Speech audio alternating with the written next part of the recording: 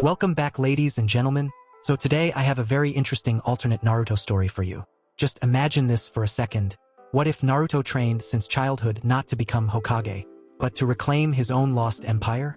An empire that once existed in secret, an empire connected to his real identity, and a destiny he was preparing for since he was a kid. In this story, Naruto is not the same cheerful and careless ninja we all know. Instead, he grows up with a purpose to become strong enough to take back what was once his. So let's begin the story. What if Naruto trained since childhood to reclaim his empire? Before video started, do like, share, and don't forget to subscribe. Chains, link after link. The terrifying sound they make as they seem to hiss with malice. In the past 5 years, many have come to know the terror of these chains. Those who were foolish enough to seek out the boy, those who intended to harm the boy, were always met with their hissing, their chilling screech. Many called him a monster, a freak, a demon, and yes, he hated it. But he had yet to feel as right, as whole as he did when the chains would come alive. Naruto Uzumaki was a weird kid. Plain and simple. No one truly understood him, but that was just fine. He believed it helped him stay unique. A 5-year-old on a daily struggle to thrive in a world known for its ruthlessness, its unfairness. He didn't get why the other kids got families while he was left alone, or why no one seemed to want to be friends with him. But he would always cheer himself up by reminding himself that no one had chains. No matter how hard life was in Konoha for this young boy, the chains were always there when he truly needed them. If he was wandering the street hungry, without even noticing, a chain would show up beside him and offer him a piece of fruit or a piece of food from a stand. If someone tried to harm him, chains would always come to his defense. He even reminisced over one of his favorite chain memories, when he was playing around on Hokage's monument and accidentally fell off. The chains shot out from his back, latching on to anything they could, catching him and slowly lowered him to the ground. After that, they seemed to move around Naruto frantically as if to make sure he was unharmed. He never felt so cared for before, so cherished. It was upsetting that he couldn't bring out the chains when he wanted. It frustrated him to no end. They were his. They came out of his body, so why the hell couldn't he make them come out when he wanted? Breathe in, breath out. He listened to the whisper in his head. Oh yeah, that was the other thing, he had a voice in his head, or more like a whisper. It was kind of like his chains in that it only came around when he seemed to need it, and it only seems to say a couple of words at a time. It would tell him what words were when he had difficulty reading them, but only on the really hard ones. It would help him calm down when he got upset, and even would whisper directions such as left or right. At first, he didn't know why, but he later learned he was straying away from the village folk that meant him harm. More than anything, at random times, even in his dreams, he could hear the whisper say, "King." As far back as he could remember, the word king seemed to resonate with him. He thought the Hokages were cool, especially the fourth, but he wanted to be a king. He said it to anyone who would listen, screamed it to anyone who would call him otherwise. Naruto was now walking home to his apartment on the outer end of the village when he heard the whisper in his head. "Run." It sounded harsh in his head. He thought that he didn't hear it correctly, but the second time the voice spoke, it was very clear. "Run." The whisper now a full-blown scream. The feminine shout rocked his head, but it got him moving and fast. He ran without concern of direction, just a sickening feeling looming over his shoulders. He felt sick and he wanted to vomit, but something just kept telling him that he couldn't stop running. He glanced back just to make sure nothing was following him, but much to his dismay, 9 white faces with 2 black holes for eyes seemingly floating without bodies seemed to be chasing him, and they were catching up quickly. He was scared, terrified to be accurate, but Naruto was a weird kid. There was no "why me?" or "what do they want?" The only question Naruto wanted to ask was, where were his chains?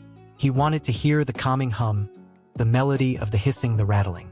He didn't want to be in danger to wield what was his, but it seemed like that was the requirement, so he stopped running. He felt that even though he was scared, he didn't have to run. He was in the middle of the forest in the middle of the night while 9 white-masked strangers surrounded him, and he could somewhat feel something coming from these strangers. It was like massive pressure, one that he felt would crush him completely. As they took steps closer, seemingly pulling out kunai and tantos from thin air, Naruto could feel the pressure increase as he was finding it harder and harder to breathe. "Please, please, come out, come out, come out." Naruto thought over and over, desperate for the chains to come alive once more and protect him from his assailants. "You are." Naruto once again heard the voice in his head, but it was so much clearer this time, as if someone was talking directly into his ear. Just then, one of the masked phantoms lunged at Naruto, blade out and ready to skewer him. As the distance between the two grew ever shorter, Naruto felt it. He heard the voice crystal clear as it shouted in his mind, "You are a king." As dozens of chains exploded from Naruto's body in every direction in what seems to be like a second, effectively eliminating his pursuers as they were run through by the chains and their arrowhead-like tips. It was a gruesome scene, to say the least, but Naruto's only focus was on his chains. He was overjoyed. Even in the worst of situations, they were still here for him. He felt they would always be. He reached out and touched one of them, and as he made contact, his entire world went black. Inner world. Naruto opened his eyes to find himself in what seemed to be a vast desert. He could make out some trees in the distance, but mostly it was just white sand and a black sky, without a single star in the sky. Naruto looked around and saw a small plateau, and on it sat a seemingly tall, voluptuous woman with large amounts of scarlet hair thickly braided and located in the front and back of her body as pairs, all of which have bows near its ends. The frontal braids also have 2 golden ornaments near the upper sections. And swaying behind her, 9 crimson-orange tails for her namesake. Naruto started to move closer and closer to her.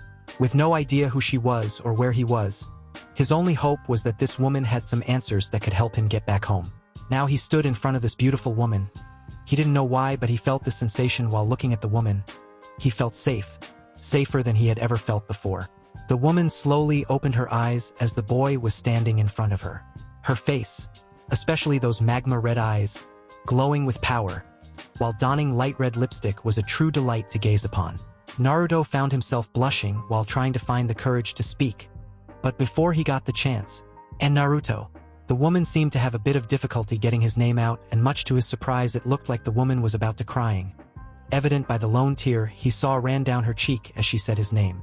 "You know me? Who are you? And where the hell are we?" Naruto spat out questions after question as his anxiety rose. All of those negative feelings seemed to fade away as the woman reached out and touched his face. "Of course I know you, Naruto-sama." Naruto never felt a warmth like the one she seemed to emit. "I'm just so sorry I wasn't able to protect you better, to destroy all those that would oppose you." Naruto was confused by the woman's words, but he was far too wrapped up in the warm feeling to care about anything else. "But now you're here. My king." "King? Her king?" Naruto lifted his head to make eye contact with the woman. "I'm your king?" he asked innocently. Yes, he always wanted to be a king, a ruler who everyone would respect and love. But he wasn't there yet, so why was this lady calling him king? It was at this time that Kurama decided to fill Naruto in on everything. His lineage, his parents, his position as a human sacrifice. She told him of the relationship she had with his parents, how close they were and how she helped turn them into the shinobi they were before their demise. Naruto was blown away by everything he learned that night. He had a clan, though it had been destroyed by those scared of their might and sealing prowess. He had parents, though they died trying their best to protect him and the village from Kurama, who was being controlled by some masked intruder. He had a kingdom, even if it lied in ruin, it was his and he wanted to see it. He wanted to see a kingdom even if he had to make it himself. Much to Kurama's excitement. Yes, you are a king, and you shall have your kingdom, my lord. I will train you the way your parents intended to and make you a force to be reckoned with. Kurama spoke with the utmost resolve, and Naruto was matching that excitement. He was going to be trained by the Kyuubi, the incarnate of power, the entity that helped make his parents into the flea-on-sight shinobi everyone feared or respected. But he had a question. "My chains. Do you know how to make them work? Like, can you teach me how to use them whenever I want?" Kurama smiled and answered her young king. "I know what your mother did. She had chains too, and trust me, she loved to use them. I will teach you what I learned from her, but I myself can't use the chains, so it will be more on you to master them." Naruto was beyond excited, though he had much more questions. "Wait, I understand why you say I'm royalty and stuff, but why do you keep calling me king?" From what Kurama told Naruto, she was a bijou, the strongest of them. Whether or not she was sealed in him or not, why would someone or something so strong refer to some kid with so much respect? She herself didn't have an answer for him. She just felt that he should be treated as such. Maybe it was her connection to Kushina and Minato. Maybe it was the latent potential she felt within him. She couldn't exactly say, but she answered him with what she felt was best to say. "To be honest, it's just a feeling I've always felt even when your parents first shared the pregnancy with me.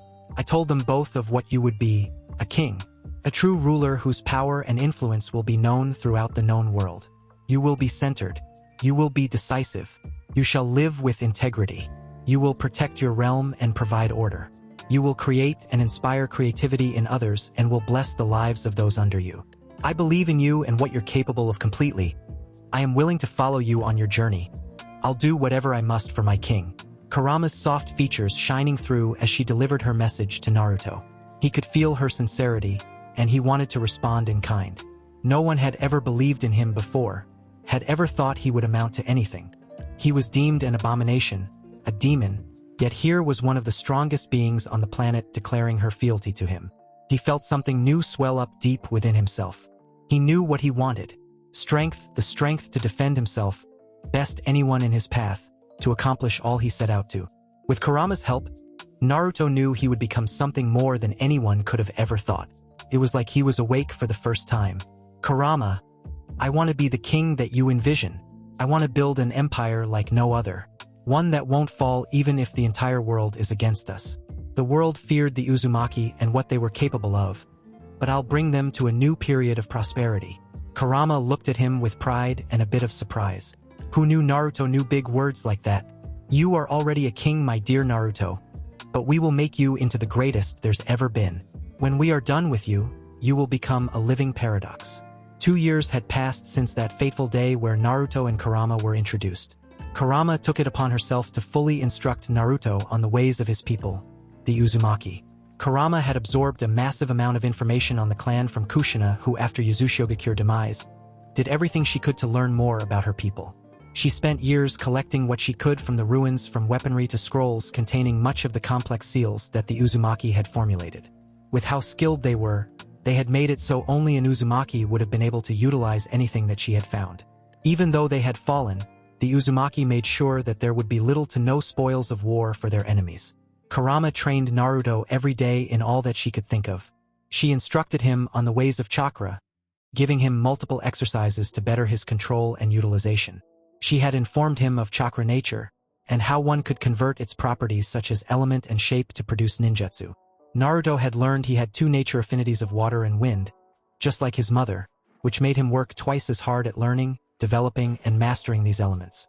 Naruto was also working on learning the taijutsu of his clan, a style that emphasized the crucial aspects of speed, precision, and flexibility. He was becoming ever more proficient every day. Though he was making strides, he was still young. Kurama only allowed him to learn the basics of all he was instructed in, and when he finished it, it was back to square one. She wanted his foundation to be as strong as possible. After all, no structure can stand without a solid foundation. Kurama also began schooling Naruto in the special chakra practices that the Uzumaki followed. They seem to have a deeper connection with chakra. They view it as an internal force that is influenced by the user's mental and emotional state. With this in mind, the Uzumaki established 4 principles to be applied when using chakra. 10. Enshroud, the practice of covering oneself in their chakra, but controlling and maintaining it so excess chakra doesn't leak out. This technique not only bolsters their defenses but helped extend the Uzumaki's already impressive vitality and longevity. Zetsu, suppress, has one completely suppress the energy into themselves. This enhances sensory abilities and acts as a rejuvenation technique, albeit a minor one. Ren, enhance, allows one to once again emit chakra out like 10, but focuses on outputting a larger amount of aura, projecting it outwards explosively. This amplifies the user's physical strength and durability and provides a large pool of energy for any advanced techniques or individual skills they decide to use. Finally, Hatsu, act, was the manifestation of one's aura, an ability that the user seems to develop depending on their will. Kurama also taught him that the Uzumaki had classifications for a person depending on what Hatsu they might have developed. There were 6 in total: enhancers who strengthened themselves or items using chakra, transmuters who were able to change the properties of their chakra, much like shape or elemental manipulation, emitters who were able to separate their chakra from themselves with ease, manipulators who could control animate and inanimate objects, conjurers who were able to create using chakra, and specialists whose ability might not fit in any other category. At first, Kurama thought Naruto was a conjurer due to his chains, but in these 2 years, she changed her opinion to believing he was a specialist. Naruto had been training incredibly hard when it came to his chains, able to summon them from almost anywhere on his person, change the shape, length, weight, strength, and more. And though his control with them was leaps and bounds what it had been before, it seemed like his chains had a mind of their own. They would appear out of nowhere to defend him, skillfully deflecting projectiles, defending his blind spots. They would even wrap around certain body parts, melding together and changing to form armor of some sorts on him. To say Naruto was happy about this development was an understatement. Sentient chains that could defend, attack, and transform. He then dubbed them King's Guard, always with him, always ready to defend him at a moment's notice. He felt it was the most appropriate name, and they seemed to agree as they sprung to life and seemed to dance around him.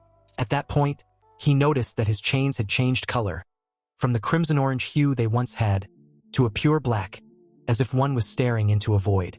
Kurama thanked the cosmos that Minato and Kushina were able to construct the safe house they had been using as a training location.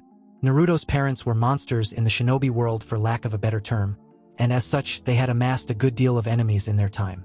With that being the case, they wanted to have a place that they could to the best of their ability guarantee the safety of their prince. With their combined skills and with much instruction and guidance from Kurama, they had constructed an underground bunker with all that their prince would need to grow into a fine king. Seals covered practically every inch of the bunker, with multiple functions that Naruto constantly expressed his appreciation of Kurama's extensive knowledge of. Multiple training areas with resistance seals. They would hamper the user and allow them to work themselves up to a point where they couldn't feel the effects anymore. Naruto was happy to be on the 10th of the 100 levels of resistance, each one unlocked after a trial where the participant has to tag makers that appear in the room in a certain amount of time. There were also training puppets controlled by seals with difficulty levels worked in as well. Some of the more advanced rooms were littered with Minato's prized dilation seals, allowing one to experience days in a matter of minutes. A death sentence for any human dumb enough to take on the challenge, unless they were proficient in the art of 10, allowing them to combat the ravages of advanced time. There was also an armory which Naruto appropriately renamed the Trophy Room. Weapons, armors, and tools littered the room, and while Kurama didn't know what everything was, she informed him of what she thought was most noteworthy items in the vault. Kurama's favorite item in the armory was something she had a hand in making. A red and black tactical wakizashi sitting on a pedestal in its black sheath with a red line running down the middle.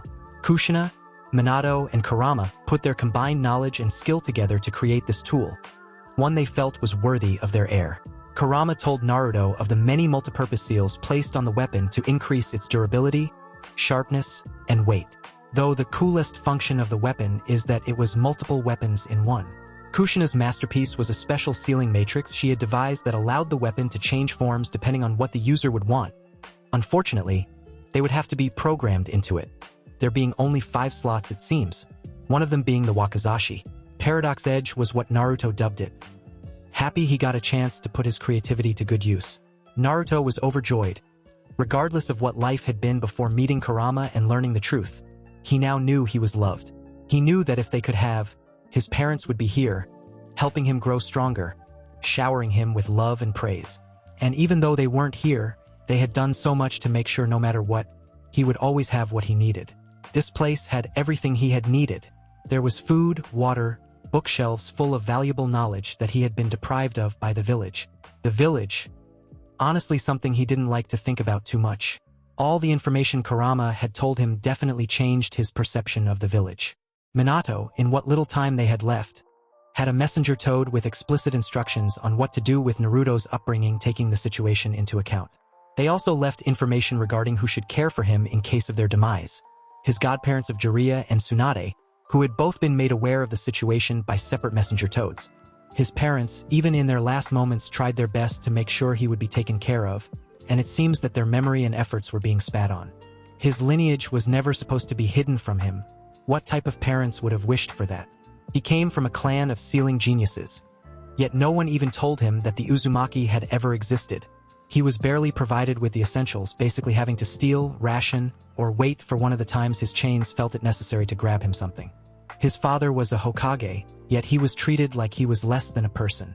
All the people who should have known who he was, did, yet not a single one seemed too concerned for him over the last 7 years. Even Naruto's opinion on the third Hokage, Hiruzen Sarutobi, had changed drastically. Once a grandfather figure now seemed like a bumbling old fool. He withheld everything from Naruto. A man with jutsu allowing him to watch over his entire village, yet the son of its savior was left to fend for himself. How? Disappointing. Kurama wouldn't allow the village to hinder her king's growth and more than it already had. With Naruto's chakra control where it needed to be, Kurama instructed him to find a copy of the Shadow Clone Jutsu, a technique that allowed someone to make solid clones whose memories were absorbed by the original upon the clones had been banished. With this technique in his repertoire, he was able to propel his training in all fields by leaps and bounds. Kurama limited the clones for training to 3 per field except for all academics and sealing, for which she allowed a whopping total of 9. The original Naruto would spend his time in his inner world learning what he could from Kurama to use in the physical plane, then to the training areas for testing, workouts, and such. Naruto loved the stories of old, stories of kings and empires making their claim in this world. He was learning to be a ruler like no other, and that dedication to his goal only seemed to help him grow smarter, wiser, and more decisive. He was a king. His instincts would never steer him wrong. Even at this young age, Naruto had begun contemplating the best plan to achieve his goals, forming his empire. He knew that no individual could accomplish such a feat. It would take a team. He would have to gather strong allies to make his dreams come true, and today he would be making the first of them, as well as a lifelong friend, Konoha. The Hidden Leaf hadn't changed much in the last 2 years, except for one major event. Due to the discrimination the Uchiha had felt, they grew resentful.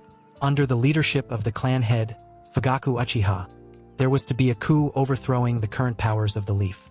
Itachi Uchiha, eldest son of Fugaku, took it upon himself to protect his village by slaughtering his clan, leaving only his younger brother Sasuke, and adopting the mantle of an S-ranked criminal to continue projecting his home and his brother from afar. The truth of that night was known by only a select few, the Hokage and his advisors, along with Jiraiya, but little did they know that Naruto also knew this secret. Before Kurama's tutelage, Naruto was already creative, but with new outlets besides pranking, some of the things he came up with could either be considered ingenious or insane. One of the creations was a set of matrices that would allow him to listen from a receiver seal after playing the transmitter seal on a surface, even skin. He also worked in a camo feature that took very precise calligraphy, which seemed to be like second nature to him. Thank you, Uzumaki DNA. Naruto had many places in the village littered with these seals, marking the receivers with the locations so he knew which seal would let him listen in on who. He didn't know if this village could turn into an enemy one day, and he was no longer a fool. He didn't want to have to, but if needed he would have the leverage and whatever else he would need to defend himself and his allies from the Hidden Leaf. He had seen firsthand how quick they were to further their agendas. Sacrifices be damned. Sasuke had changed as well. He was constantly angry, constantly battered and bruised, onlookers surmising his wounds as results from training. He seemed to want nothing to do with anyone. He viewed himself as a failure, unable to lift a finger against his older brother. Itachi forced upon his brother a cruel punishment, forcing him to view the death of their brethren over and over. Whether it was a minute or an hour, Sasuke couldn't tell, but it wasn't something he was able to get out of his mind. He figured growing stronger, strong enough to kill Itachi and avenge his clan, would be the only thing that would be able to clear the terrifying images from his head. That is until a certain blonde approached him one starry night. Sasuke had been sitting near a stream, reflecting on the progress he made in his training. Though he had been getting stronger, he felt it was all in vain. It's still not enough. Regardless of what I do, I'm still not at his level. Itachi already had his Sharingan by my age, yet I can't even execute the kunai technique perfectly. It was then that Sasuke heard footsteps approaching. He looked up to see the blonde known as Naruto standing over him, looking just as beat up as he did, if not more so. Mind if I sit here? Naruto asked with a big grin on his face. He would have normally ignored the boy or just left, but seeing that grin, for some reason Sasuke simply answered with a blank expression, sure. The boys knew of each other, Sasuke being the last Uchiha and Naruto being the demon. It was hard not to know of probably the two most famous or infamous kids of the Leaf. The boys also had a sense of respect for each other. Whenever Sasuke had seen Naruto in the village, it was either he was doing some kind of exercise like running and the like. He couldn't remember the last time he had seen the blonde walk anywhere actually. Seeing Naruto hard at work would make him go back to training even if he had just decided to take a break. The same could be said for Naruto. Even before that tragic night, he would catch Sasuke training his physical abilities and ninjutsu. He was beyond surprised to learn that Sasuke could already perform elemental ninjutsu. If there was anyone to be interested in forming any kind of bonds with, it was someone who put their all into accomplishing their goals, and he could see that it was Sasuke. What's with all those bruises on you? You lose a fight? Naruto asked, snickering at the end of his question. No, I didn't lose a fight. I was training, idiot. Besides, you're the one who looks like they just lost a fight. Sasuke told Naruto, annoyed that he would even suggest that. "Well, I guess I kinda did, you know. It was part of my training," Naruto answered, scratching the back of his head. The truth was he had just finished a sparring session with 3 clones to further polish his basics. "And why the hell are you training?" Sasuke asked, curious about the boy's reasoning. No one their age seemed to be too interested in the ninja ways yet, so why was he? Naruto felt that this might be his chance, so he decided to take it. He wanted to see if he could make a friend. "It's because I'm a king and kings need to be strong," Naruto proclaimed proudly. Sasuke was a bit confused though. What the hell did he mean by king? "What are you on about, you idiot? How are you a king?" Naruto simply turned to him, and Sasuke saw something different. Almost like the person he was talking to had suddenly switched places with someone new, yet at the same time familiar. The feeling he gave off, the pressure, but it was a bit different. Instead of it feeling suffocating, it felt warm. Vast, warm, and encompassing, that is how he would describe what he was feeling. Kurama was against the idea of her king associating with an Uchiha, one of which was responsible for controlling her and forcing her to do their bidding, costing Minato and Kushina their lives, and Naruto his parents. But her king had made up his mind, and she was too proud of who he was becoming and how he chooses to go about this to voice any objections. It was at this time that Naruto informed Sasuke of his life, who he was, what he sought out to accomplish, his lineage while keeping a secret or two to himself. Sasuke was blown away. Sitting beside him was actual royalty, the last of an empire, the only heir to one of the greatest ninja the world had ever seen. Even someone as skilled as Itachi admired the yellow flash. Sasuke had a bit of difficulty, but something told him that the one in front of him had zero intention of lying to him. He even remembered that one of his mother's old friends was named Kushina. She had a picture and would do a prayer for her every week as far as he could remember. So, after a barrage of understandable questions, he finally had to ask, "Why did you tell me any of this?" Naruto stared at him for a brief moment before answering. "I feel like you might be the only person who might understand me. It might not be the same thing, but we have both lost in a sense. More importantly, I feel like you would understand what I want to accomplish." Sasuke continued to stare at the boy. "I guess I can understand the first part. But what do you mean I'll understand what you want to accomplish? Before I answer you, I have one more story to tell you. Though, I doubt you'll like or even believe what I have to say." Sasuke already didn't like the feel of this. The air around the blonde changed. It was more serious. Sasuke could have sworn the temperature around them dropped. "I'm going to tell you the truth of that night. The night Itachi slaughtered your clan." Sasuke was instantly infuriated. He wanted to punch this kid's face in for so much as mentioning that night, but something he didn't know what, but something was telling him he had to listen. And so, he did. He listened to every detail, even how he obtained the information. He couldn't believe it, he didn't want to, but no matter what he thought, he couldn't convince himself that it was a lie. He just couldn't. "Arf!" Sasuke yelled, then pounced on Naruto, and began pummeling his face, blow after blow. Regardless of his attacks, it seemed that they were doing nothing to the boy. Crystal blue eyes remained in contact with his eyes of onyx.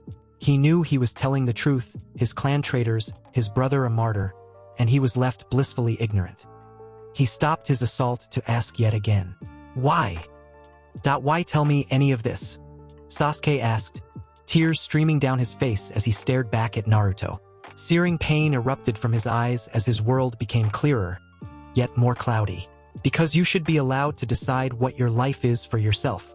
How can anyone expect you to be your own person when an event like that defines you? You are already training yourself into the ground, and for what? To kill your brother based on a lie. Instead of growing for yourself, your hopes and dreams, you gain strength for revenge." And then what? Naruto responded. He could feel it, he was getting through to him. "Why? Why do you care?" Sasuke fell back. He didn't know what else to ask or to say really. "Because if it were up to everyone else, I would have stayed ignorant too. So much of my potential wasted simply because I was misguided on how to properly harness it. Knowing who I am, where I come from, that will allow me to decide who I want to be. You deserve that same liberty. No matter how cruel it is, it's your life, you should know the truth, and decide from there what you want to do." Naruto sat up and answered Sasuke. Before Sasuke, sat a child a couple of months younger than himself, yet felt as if he was being consoled by an older brother. "I want to be a great king, so when I bring back the Uzumaki, they will not only have a wondrous empire to call home but have a powerful leader who will be able to protect them. One that will prevent any tragedy from befalling them ever again." Naruto's words awakened something within Sasuke. Even before the truth of that night, he wanted to one day bring his clan back to its former glory. But now he wanted to establish a new Uchiha. One that wouldn't succumb to the vices of the previous, a virtuous Uchiha who put loyalty and faith before matters as self-absorbed as pride. One could wield pride to strengthen instead of weakening, and he knew that now. But before I do any of that, I need friends that could help make my dreams a reality. Things might get messy along the way, but I think you might be just the guy for the job. Who knows? We might just take over the world while we're at it. A massive grin on Naruto's face. He was serious and Sasuke knew it. But what could he say? This kid had basically flipped his world on its head, and now he was trying to recruit him on some build an empire, take over the world scheme. Trust me when I say, you'd make the perfect knight. With you by my side, we could change the world.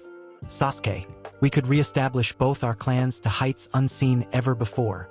We could destroy the stupid world or shinobi for one of knights. Of true titans. Naruto stood up and extended his hand to a sitting Sasuke. All Sasuke could do was stare in awe.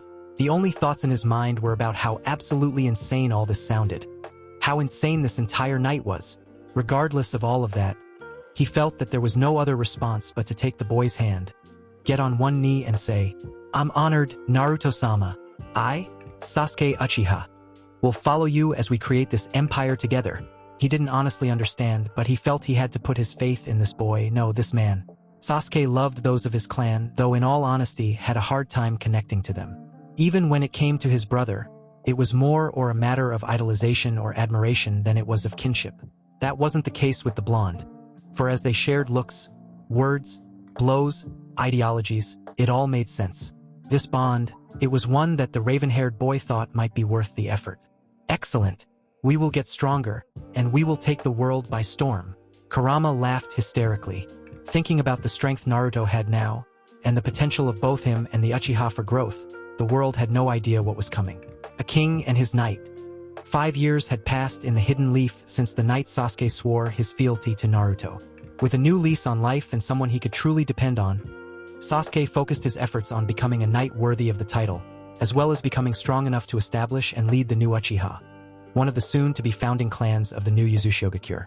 Naruto and Sasuke, with the goal in mind, spent their time training, honing the skills they would need to take on the world. Naruto had instructed Sasuke in the Uzumaki chakra techniques, and to say Sasuke was surprised would have been an understatement. He was flabbergasted. That was the only word he could think of to aptly describe how he felt when introduced to what he described as some sort of cheat. Sasuke had even questioned how a clan equipped with this sort of ability could be toppled.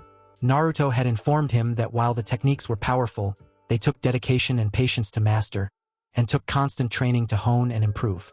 It wouldn't be odd if it was a skill only a few had, and even fewer mastered, and once he had undergone the training himself, Sasuke understood what Naruto meant.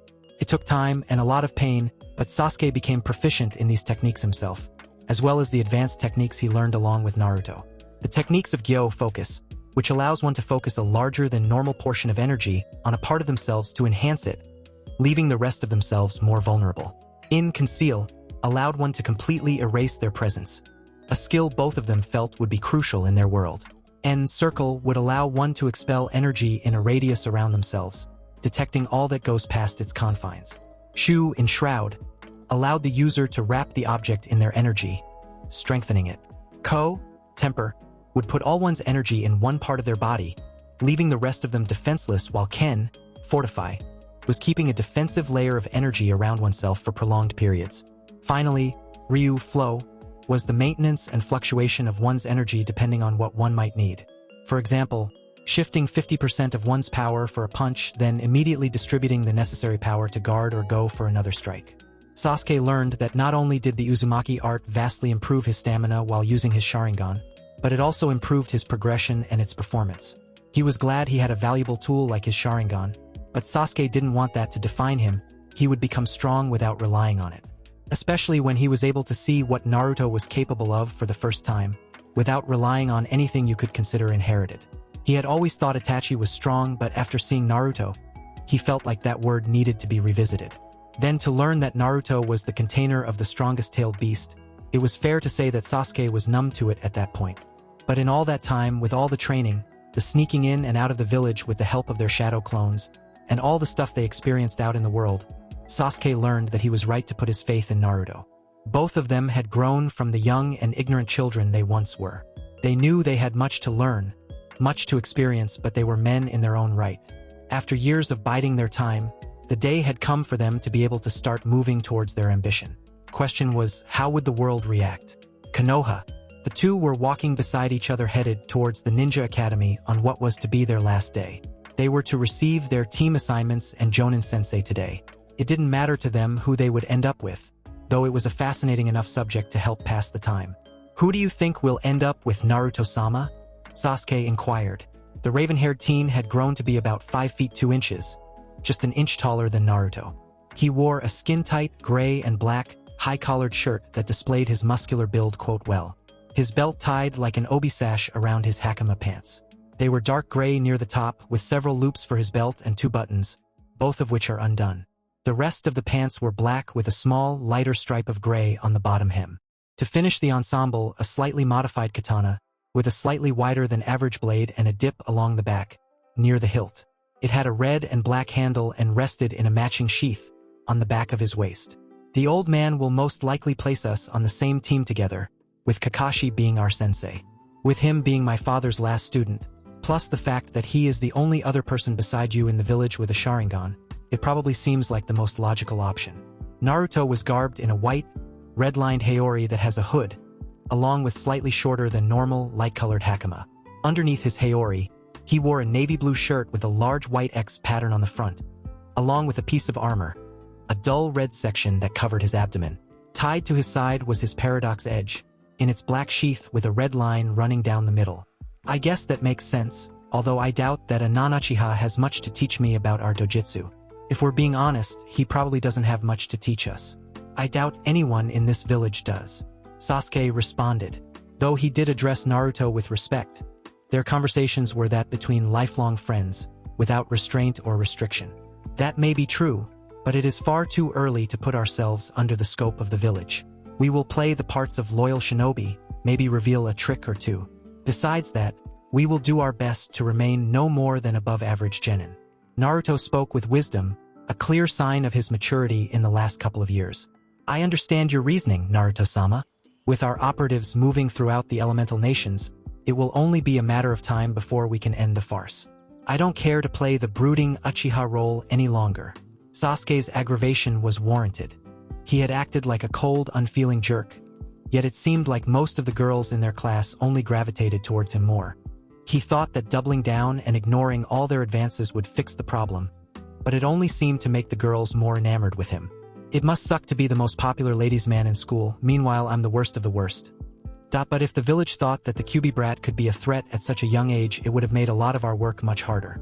I agree, acting like hormone-fueled adolescents can be taxing, but in all fairness, the clones did a majority of that acting. Naruto retorted, "My king, with all due respect, you are better off burning this village to the ground. It's done nothing for you or the Uchiha, and it would be one potential obstacle out the way." Kurama let her thoughts be known. She was his teacher, his surrogate mother, his closest advisor. Sure, she spoke with malice and animosity towards the village, but Naruto knew she was making an honest suggestion, and it would be foolish to ignore her words. That look on your face tells me that Mistress Kurama probably feels similarly to me. The farce is more annoying than anything. Sasuke had been introduced and on occasion trained by Kurama in Naruto's inner world. She wouldn't admit it, but she grew to like the boy and thought he was a perfect fit for her king's head knight, especially with what he was capable of. Anyways, the teams are usually made of 3-man squads, meaning we need a third. It will most likely be one of the females in our class. No need to put 2 dojutsu on one team, so it won't be Hinata. So, we get fangirl number 1 or fangirl number 2. Question is, which one's worse? Naruto remembered how crazy these girls seemed to be for Sasuke. They were his number 1 fans and had gone from close friends to bitter rivals in pursuit of his affection. I can't see how much either one could contribute. I'd have to go with Ino though, at least she has access to Yamanaka clan jutsu. Could be quite useful. Sasuke made it a point to evaluate all those he came across to see if they might be an asset to the empire they were working to build. I guess we'll just have to wait and see. No use stressing over what we can't control. If anything, explaining our sudden change might be a better use of our efforts. Naruto laughed and tapped Sasuke on the shoulder while they made their way into the academy to their class. They were the last ones to arrive, and their entrance certainly turned heads.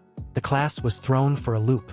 The only time these two would be seen together is during spars for class, and the occasional squabble, but now here they were, looking like they had gone outfit shopping together. They even had some straps forming excess on their chests. The class was abuzz with the chitter-chatter of the kids in class until a pink-haired girl decided to get some answers. "What the hell are you doing with Sasuke Kun? Naruto? And why the hell are you dressed in though?" Sakura shouted before she felt that she had the wind knocked out of her, stumbling to the ground. No one other than Naruto knew what happened.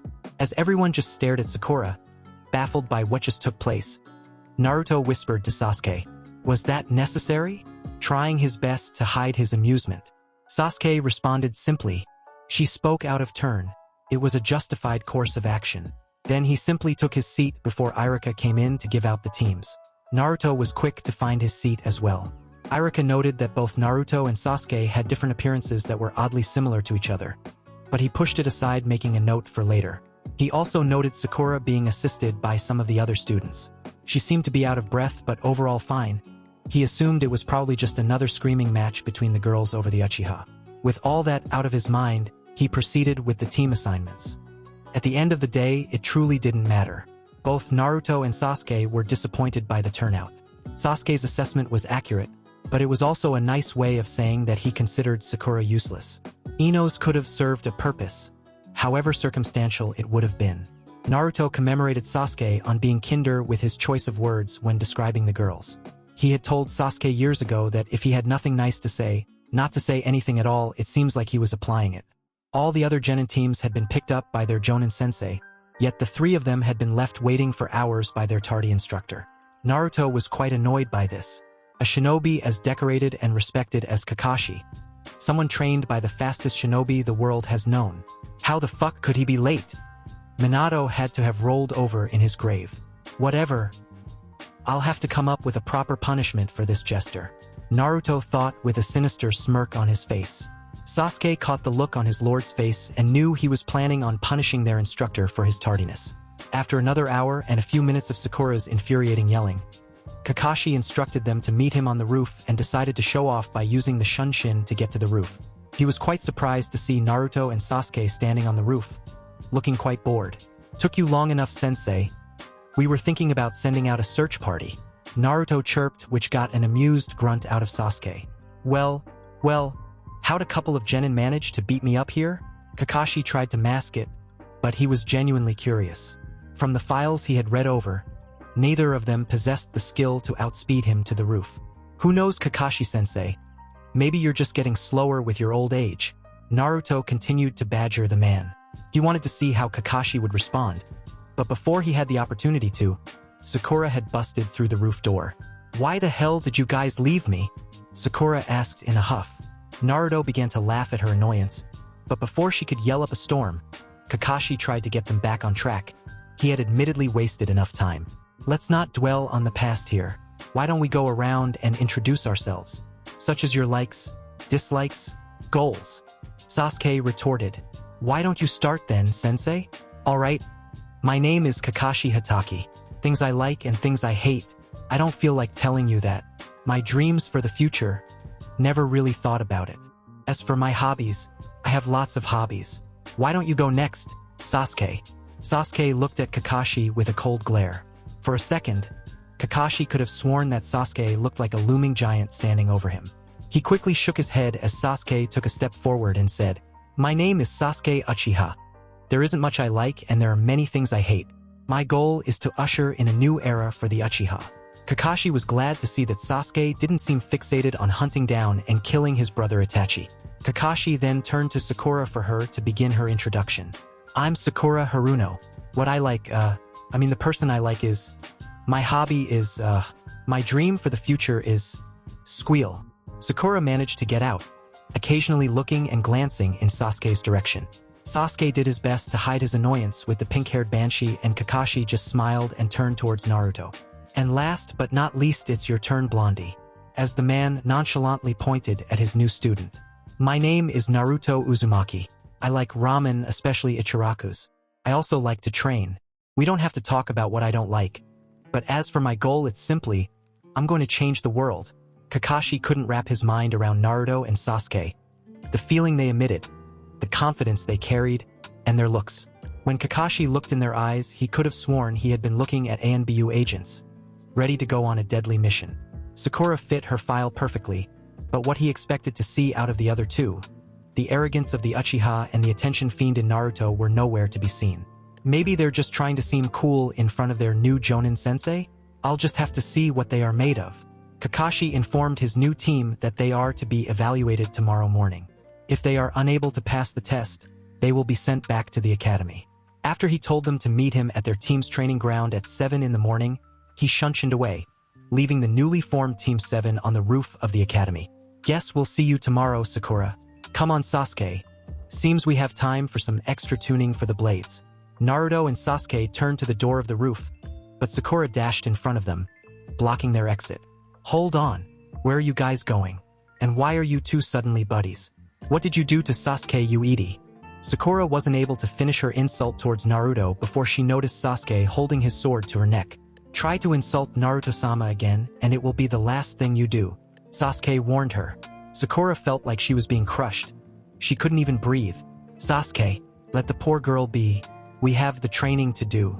With the weight of his voice, the impact, Sakura had never felt anything like it. The closest thing she could compare it to was whenever she saw the third Hokage speak to the village or came to speak to her class. He spoke like a leader, and everything he had to say seemed important. As quickly as the sword was drawn, it was sheathed. Naruto then made his way towards the edge of the roof, with Sasuke following behind him. Naruto looked back at Sakura, with a huge grin on his face, and said, "Oh Sakura, be sure to eat some breakfast." Regardless of what Kakashi said, breakfast is the most important meal of the day. The boys then proceeded to walk off the roof, falling straight down. Sakura ran towards the edge of the roof to see what happened to them, just to look over and see. Nothing, they were gone. It didn't even look like they hit the ground. What the fuck is going on here? Sakura was getting a migraine trying to wrap her head around the events that just unfolded. The next day, Sakura had been waiting for 3 hours before Naruto and Sasuke showed up. Usually, she would have run up to Sasuke, showering him with affection. But after yesterday's events, she was hesitant. She had never been as scared as she was when Sasuke threatened her. And the weird vibe Naruto gave off, the only word Sakura could come up with to describe it was dangerous. Good morning, Sakura. You look well. I hope you had a filling breakfast. I'm sure whatever Kakashi has in store for us will be a challenge. Naruto greeted with his signature smile. Good morning, Naruto. Yes, I did. Good morning to you as well, Sasuke-kun. Sakura greeted them both, trying her best not to anger Sasuke. Until she knew more about the new relationship these two seemed to have, she would be walking on eggshells. Good morning, Sakura. How long have you been waiting for Kakashi? About 3 hours. I've been here since 7. Despite how upsetting waiting had been, it was quite the relief to Sakura that her love hadn't still been angry with her. Well, you won't have to wait too much longer. Kakashi should be here in the next couple of minutes. Naruto informed Sakura, which just raised more questions for her. Though as prophesied, Kakashi appeared with a perverted book in hand. Good morning, team. Sorry I'm late. I'm afraid I got lost on the road of life. Kakashi was quite surprised to see all of them looking rested and ready. It seems like they were a bit smarter than he gave them credit for. Let's get this started already, Kakashi-sensei. We're wasting daylight and there are better things we could be doing with our time. Sasuke spoke frankly. He could have thought of a couple of things he would rather do, like training, especially with the methods he and his new comrades had developed. Now, let's calm down, Sasuke. Since you guys seem to be so eager, why don't we have some fun? I was going to give you some boring tests, but you guys seem to have been able to see through my no breakfast trick. So, all you have to do to make sure you guys don't end up back in the academy is to impress me. Kakashi smiled. He thought that putting these two boys in their place might be good for the overall development of his team. How about if we get you to lift your headband? It's an automatic pass right then and there. I don't want to sound rude, but Sasuke's right. It's just too good of a day to waste. Naruto words ran like a cool stream, a contrast from brash boy painted in his files. Naruto proceeded to put up the hood of his Haori to cover his eyes from the sun. Oh, and why my headband, Naruto? Simple. If one were to make the great Kakashi of the Sharingan to use his Sharingan, you must be worth something as a shinobi, right? Naruto knew he was starting to get on Kakashi's nerves, and that was exactly his goal. The boy wanted to see just what made up one of Konoha's elites. Fine, you kids get me to lift my headband, you all pass. Just do your best not to get hurt. I plan on having a bit of fun with you all. Kakashi let a small amount of killer's intent loose, and he got the response he expected from Sakura. The young girl left shaking like a leaf. The boys, on the other hand, looked at him as if he were a mere genin himself. Maybe even less. What the hell is up with these kids? I'd hate to have to hurt them for answers. Well, kinda. Kakashi got off a couple of quick stretches before stepping to the upstarts. Let's begin, shall we?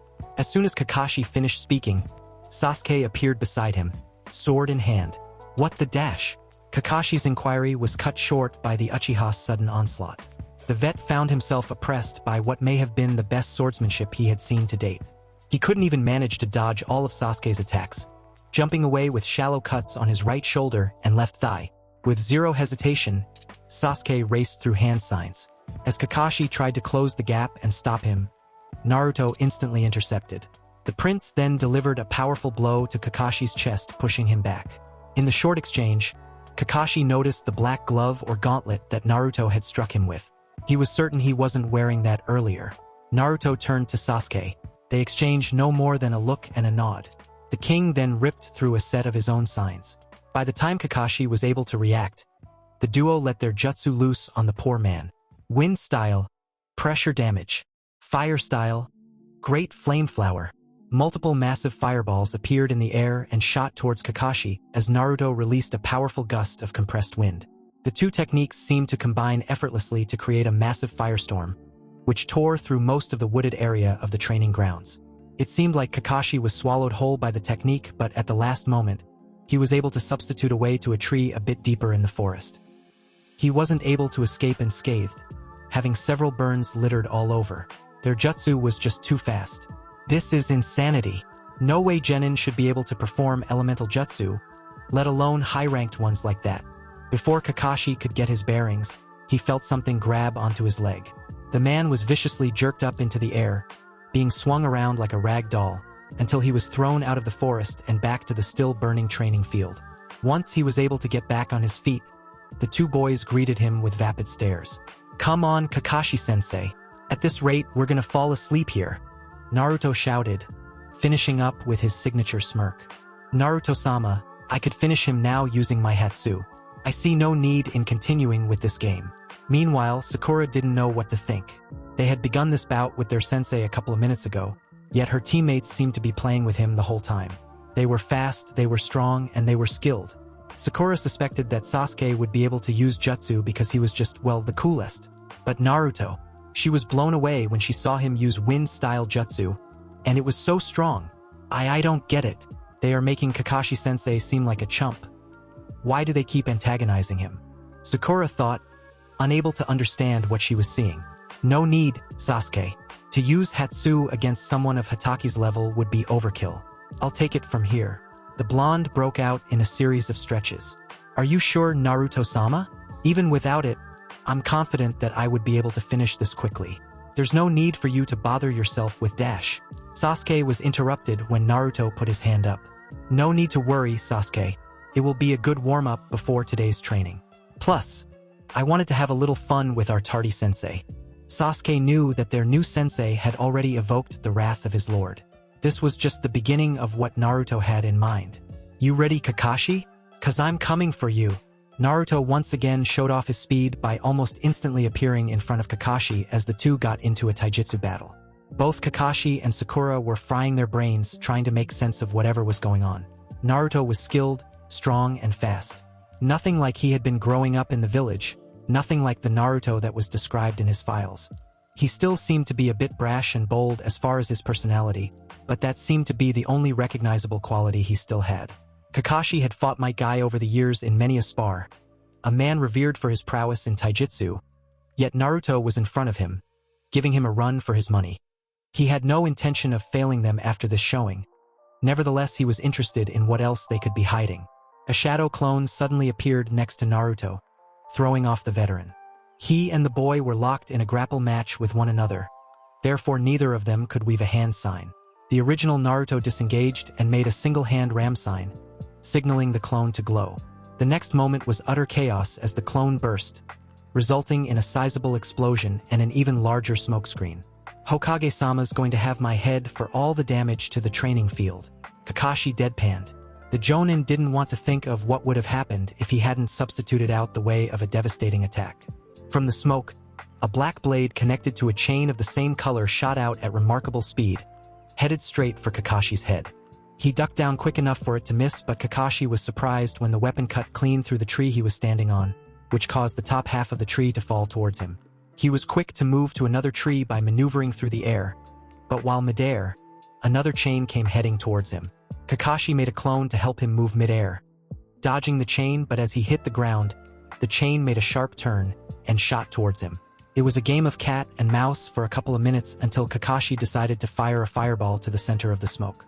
Kakashi watched as his jutsu was just cut to pieces and blown away by the quick maneuvers of the Kuzurigama. With the smoke cleared, Kakashi saw the Uzumaki heir with the weapon in hand. At least one of the bladed parts was in his hand. The rest of the chain was littered over the training grounds. So, you can use a Kuzurigama as well? Well. You boys seem to have a good deal of secrets. What else can you do? Kakashi was once again cut off when the chains littered on the ground snapped to life. In an instant, Kakashi was completely wrapped up. He praised the boy for being able to capture him, but he wasn't too worried about breaking free. That is until something's wrong. It's like the life is being sapped out of me. Kakashi tried to make sense of what was happening. Quickly losing strength, he was brought to his knees due to the fatigue. Naruto walked over and pulled Jonin's headband away from his eye, revealing the Sharingan. He then kneeled to make eye contact with his sensei. TSK. I barely got to do anything, sensei. This has been such a disappointment. I guess we're done here. I don't think you're in any shape to continue. So, do we pass? He had no idea what was happening, how he ended up in this position. Genin brought him, a seasoned vet, to his knees. Adolescence looked upon him with sheer disappointment. Even though Sakura just stood there and watched, how could he falter? He was embarrassed to admit it, but the looks he caught on Sakura's face during the whole bout probably mirrored his own. He had no choice, especially while he was on his knees, trapped by one of them. Trying his best to seem cool and in charge of the situation, Kakashi delivered an eye smile and said, "Yes, after that impressive showing, how could I not pass you? Congrats, Team 7. Our first mission will be 3 days from today." Kakashi thought he would need that much time to regain his strength. He was feeling more and more drained the longer he was ensnared. Sounds good to me. With a flick of his wrist, the chains seemed to simply fall off Kakashi. Naruto turned and made his way towards Sasuke, who was trying to ignore the barrage of questions being thrown out by Sakura. Once he stopped in front of them, Sasuke asked, "Are you ready, Naruto-sama? I think we've wasted enough time." "Come on, Sasuke, we're an official Genin team now. That's something to be happy about, right?" Naruto asked, receiving nothing but a blank stare. Fine. Let's get out of here." Before they could leave, both Sakura and Kakashi wanted some answers. "Wait, you two. There are some things I'd like you to clarify for me." It was clear Kakashi was still feeling the effects from the mysterious weapon. "Yeah, I've got some questions too," Sakura shrieked. "Sorry. You've wasted enough of the king's time for today." Sasuke's proclamation carried weight and might, causing both pink and silver hair individuals to hesitate. A purple mist began pouring from Sasuke, covering both the boys. Kakashi shot forward with what little energy he had left, though it appeared he was simply too slow. Gloved hands passed through the mist, revealing that they were already gone. Kakashi couldn't feel a trace of them at all. It was as if they were never there, to begin with. His instincts and logic brought him to only one conclusion. "I have to report to Hokage-sama. Gona." "Kakashi, I'm sure the fact that you're before me means that you have something of value to report." The third Hokage, Hiruzen Sarutobi, had been informed of the events of Kakashi's Genin graduation test. Much like all the others that had come across the two boys, Hiruzen was surprised and confused. "To be honest, Lord Hokage, I don't have anything to report." One could hear the self-criticism in Kakashi's response. The third had ordered him to get the boys to reveal the secrets they had been hiding. After weeks of missions and team training, Kakashi wasn't able to get Naruto or Sasuke to show him anything he hadn't seen during their test or tell him anything he hadn't already known. The third found what he learned very strange. Both boys had drastically changed their attire and personalities. The once antisocial Uchiha now referred to the once worst student in the graduating class as King and Sama. The worst student now carried himself like a scholar, quick-witted and mouthy as all hell. And worst of all, they were strong. Scarcely so, to the point where Kakashi admitted his foolishness in not using his Sharingan the moment Sasuke's assault began. Both seemed to be proficient in elemental jutsu. Hiruzen almost had a heart attack when he heard they had both used B-rank jutsu in perfect synergy with one another. They also seemed proficient in weapon-based combat. Both of these men were war veterans who had seen many battles between them, so neither took it lightly when Kakashi began praising their skill in weapon-based combat.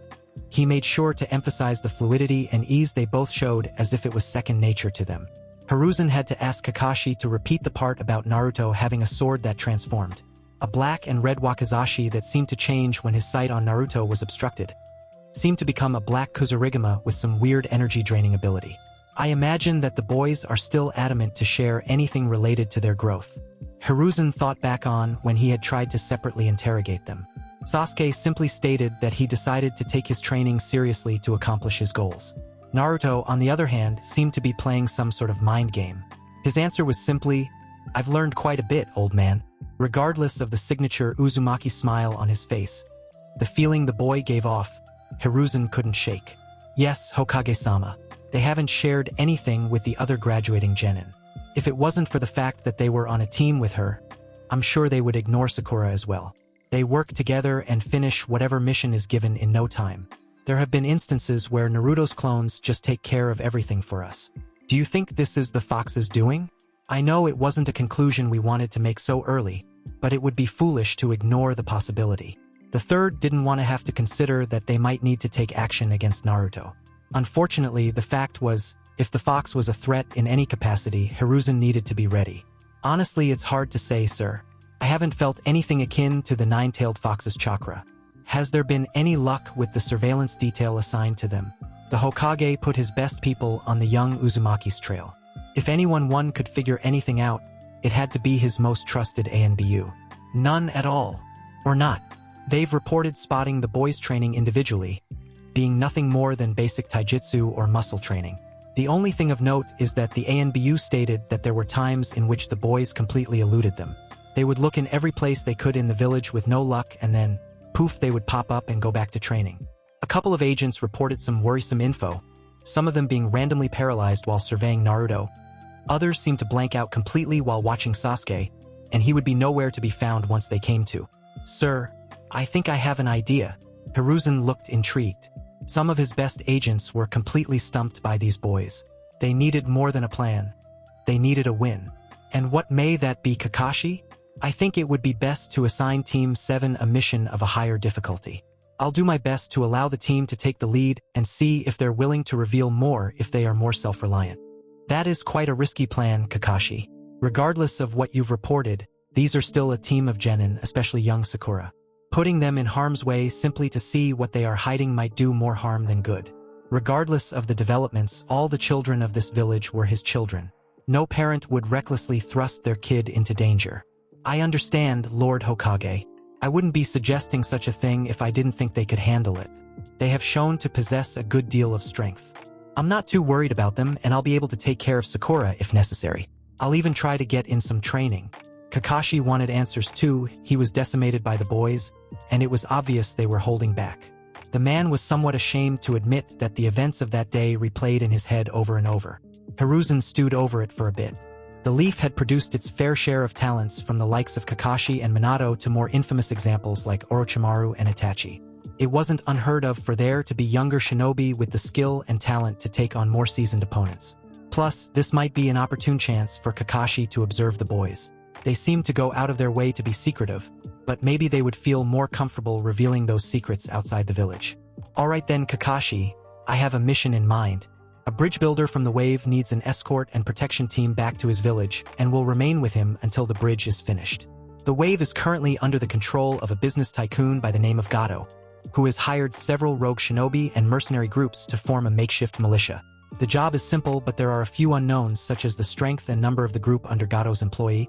But from the lack of shinobi villages in the region, I'd estimate that there shouldn't be a threat over C rank. In case of emergency, I will have Team Guy on standby, though based on your confidence and all we've witnessed or haven't, I doubt they'll be necessary. This mission could be very beneficial for the Leaf. With a new trade route, as well as more knowledge on who the Uzumaki and Uchiha could do, the Leaf could be seeing a boisterous boost in strength. I understand and thank you for trusting me enough to go through this, Lord Hokage. I will assemble my team and inform them that we will be leaving tomorrow morning. Good, that will be all, Kakashi. I know this mission is in good hands, Hiruzen said as he handed Kakashi the mission scroll. Once Kakashi had left, he slumped back into his chair and took a puff of his pipe. Minato. Kushina. Elsewhere, Sakura was in a very weird place in her life. She was on a shinobi team, but the word team might not apply. In all the missions they had completed, she had hardly participated. Most if not all the work was done by Naruto's clones, or the boys would blitz whatever task they had so they could go train. And that's all the maniacs seemed to do. Train, train, train. Kakashi had offered her some extra training in the form of tree walking and water walking to help build her control and reserves, but she still felt she was trying for nothing. Naruto was the worst in their class, now he was a whole new person entirely. And her lovely Sasuke, who ignored anyone who passed his way, was now devoting himself to Naruto of all people. She had tried to talk to them with no luck. Sasuke continued to ignore her, usually telling her to focus on her training. Naruto, on the other hand, seemed to love playing with her. Whenever she would find him alone and would try to talk to him, it was almost always a clone. One that would pop as soon as she got close and shower confetti in the immediate area. Every time she would try to confront him about it, Sasuke was there. No matter what, there was no getting the former without getting through the latter. So now, she found herself walking with the other genin of her class. The rest of the teams happened to just get off from their duties and were now barraging Sakura with questions regarding her teammates.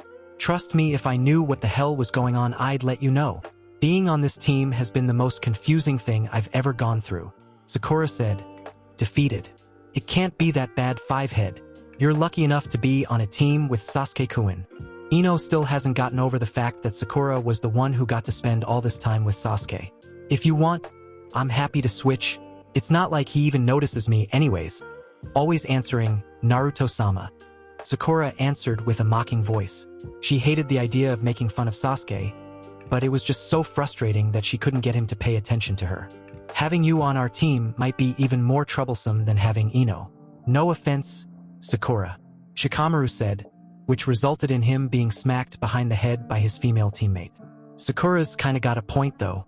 What the hell's going on with those two? First those weird outfits, then what you told us with Kakashi-sensei and your missions. Plus, besides Sakura, have any of you seen either one of them? Kiba asked, which received a unanimous no. It does seem strange, but what are we to do? It isn't like they're doing anything bad. Are they? Shino was now getting more curious about the situation. It had crossed his mind from time to time, but this is the first time he had given it any real thought. And maybe Naruto-kun and Sasuke just like their privacy. And is it so weird to think that they could be friends? They have both been on their own for quite a while. Hinata spoke in a docile tone. She had been spying on Naruto for years and noticed that it got harder and harder as time went on to track him. Now it was near impossible. Sometimes, Hinata was lucky enough to happen upon him doing physical training, but usually nothing else. The Hyuga's suggestion did make sense to the others. Every one of them had a family to go home to at the end of the day, but Naruto and Sasuke were greeted by empty homes. Maybe they found friendship in that similarity. Yeah, you might have a point. That still doesn't explain all the other crazy stuff, Sakura said, still doing her best to try to make sense of it all. Well, you said Naruto was able to perform jutsu. Maybe Sasuke-kun taught him some because they became friends, Ino suggested. Haha, yeah, right? Like that idiot could learn anything Sasuke-kun would have to teach him? Sakura spat out, but then she and everyone present felt a crushing pressure fall over them. Sakura, I was very clear in my warning last time, was I not? The group heard Sasuke's voice behind them, but for the life of them, they couldn't turn around to face him. It was debilitating. Akamaru was trembling on top of Kiba's head, and with his heightened senses, he understood why.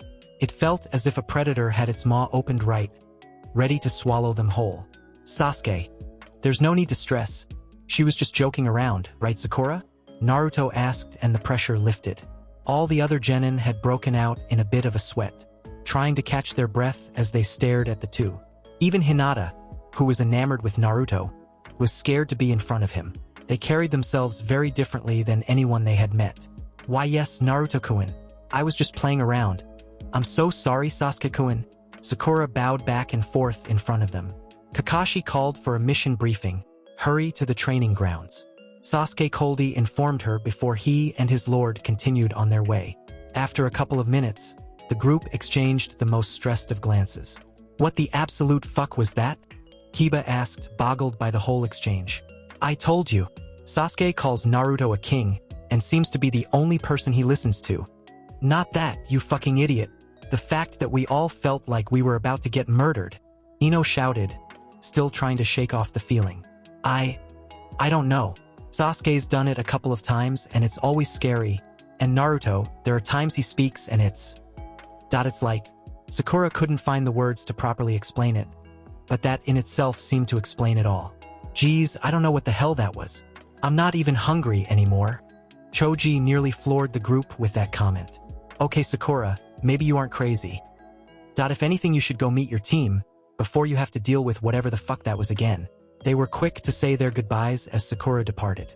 This left the other 6 genins to discuss amongst themselves, but one thing was clear to them, regardless of what they might have once thought. They knew nothing of the king and his knight. Undisclosed location. Naruto and Sasuke were sparring in a gray room with glowing ceiling patterns sprawled all over its walls. "King's Guard Azura," Naruto shouted as an untold number of chains emerged from his back. They rapped together with a crackling, grinding sound. Once the noise died down, Sasuke bore witness to 4 deep onyx arms sticking out of Naruto's back, each humming eerily, vibrating with their anxious power. Naruto then took a peculiar taijutsu stance, with each arm changing its position as well. "Come now, Sasuke. I've been meaning to test out this little idea of mine. It is truly amazing, my lord, but there's no reason for me to follow you if you fall to me here." Mugen mirrored mist. Sasuke pulled his blade from its sheath at his rear. In his free hand, a purple mist spewed profusely before transforming. The sentient smoke shifted to form a mirrored Mugen. The two then engaged each other in close combat. A flurry of slashes deflected. A barrage of punches parried. Sasuke found it incredibly difficult to get through his lord's technique. The arms were made out of chains, composed of his chakra. Their durability was insane, and now he had layered and compressed them together to a more refined form. The striking power and grip strength the arms seemed to show was no joke at all. The room was littered with craters caused by the force of their blows. Naruto similarly found himself having difficulty. Sasuke's reaction time and precision with his blades were something they both found pride in. Sasuke was Naruto's knight after all. Mugen, Field of Mist. Purple mist seemed to cover the floor and from it grew copies of Mugen. "I see, then I'll respond in kind. Wind style. Wind Lord's great garb." Hout Naruto. Suddenly a gust picked up, surrounding Naruto like a suit of armor. All that could be seen was a dark silhouette with glowing pearlescent eyes. Mugen. Instant mist. With some of the mist around Naruto as a result of his technique, Sasuke stretched out his hand. Blades formed from the mist, stretching towards Naruto, but were torn apart and scattered. "Good effort, Sasuke. I can see you're getting into it." Naruto's chakra exploded, causing the room to shake. "How could I not? These are the only times I don't have to hold back. Sometimes it hurts suppressing myself." Mugen. Mist Gallery. Sasuke said as mist rose from behind him forming a dozen Mugens. Mugen. Homing mist. With a wave of his hand, the blades flew towards Naruto. Burst wind. Naruto bounced from floor to ceiling with a gust of wind. He continued to do so all around the room as if he were a high-speed pinball, dodging all the blades chasing him. Once he was on the back wall of the room, the blonde bent down and looked at his opponent in the center of the room. He could also see the blades rocketing towards him. Wind tunnel. Naruto said as everything seemed to be pulled into the gale wrapped around him. Sasuke found himself unable to move in the strong gale, being forced to strike Mugen into the ground to stay in place. Naruto took a shoulder-charging stance now, putting the 3 arms on his right side in front. Impact wind. Naruto rocketed forward in a burst of wind, destroying all around him. The monarchs slammed into the night, and both continued forward on their collision course, until crashing into the opposite wall. A massive cloud of debris was left, and from it rose Naruto, who stumbled back a bit. "Damn it, Sasuke. Do you know how much it hurts getting stabbed like that? The debris cleared a bit, revealing Naruto reverted back to normal, besides for the several missed Mugen sticking out of him. With all due respect, Naruto-sama. Sasuke pulled himself out of the crater he was in, revealing that he was a bit beaten up, but his left arm looked completely mangled. You didn't have to be so reckless as to turn yourself into a cannonball. Yeah. Seems like I got a bit carried away there. Maybe we've been here for too long. Naruto scratched the back of his head nervously. We've spent much longer in the dilation room before. Besides, what else can we do while we wait for the others to complete their missions? Sasuke asked, seemingly unfazed by his broken arm. Both of them then received the memories of the clones they had left in the village. They had a mission to escort and protect a bridge builder. Well, it seems if we ask, we shall receive. Plus, I have a good feeling that this will be a very beneficial trip for us, Naruto said cheerfully as Sasuke sighed. Sasuke's chakra seemed to cover his broken arm and then turn green. Sasuke then focused more energy specifically on his arm, which began to rapidly heal. If you say so, Naruto-sama, I just hope there's a challenge out there. It would be sad if our first official trip out of the village was uneventful. That's true, but Sasuke, you want to get rid of your damn swords? The next day, Team 7 assembled early in the morning to meet their client and go over the plan. The mission was simple. Safely transport Tazuna to the land of waves. A gray-haired, bespectacled man with a large beard and dark eyes, dressed in a sleeveless V-neck shirt with an obi, pants, and a pair of sandals, stood in front of them. He also carried a towel around his neck and wore a pointed hat on his head. You expect me to trust my life to this lot of children? They can't be too much older than my grandson. Tazuna made a fuss. His village scraped together as much as they could to pay for the Leaf's protection. He didn't know much of the shinobi world, but he didn't think that there was much the three kids could do against Gotouge's militia. Hey, we aren't just kids, we're shinobi. You're lucky to have us, old man. Sakura responded with the same energy. Kakashi intervened before things went south. Tazuna, you have nothing to fear. This team will be able to ensure your protection until the end of our mission. That damn sure doesn't make me feel any better and discipline your subordinates. I'm a client and she's being a rude little shit, Tazuna said, pointing at Sakura. She was about to respond, but Naruto stepped in front of Tazuna and began to speak.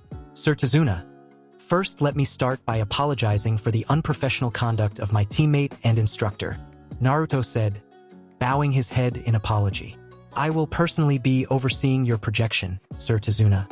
I swear on the Uzumaki that no harm will come to you. Naruto extended his hand out to shake Tazuna's.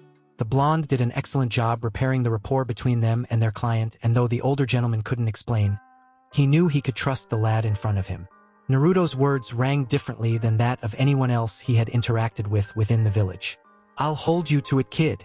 The two shook hands, both with a small smile on their faces. Well, with that out of the way, let's move forward. Sir Tazuna, please remain behind me at all times. My friend Sasuke will cover your rear. Naruto gave the order, beginning to walk out of the village with Tazuna close behind. Kakashi and Sakura had accepted that these kinds of weird moments happened around Naruto after his change. They too would have followed behind immediately, if they weren't stopped by a familiar pressure. You too. They heard Sasuke's voice directly behind them. Do not embarrass Naruto-sama again. The sterner his words, the harsher the pressure.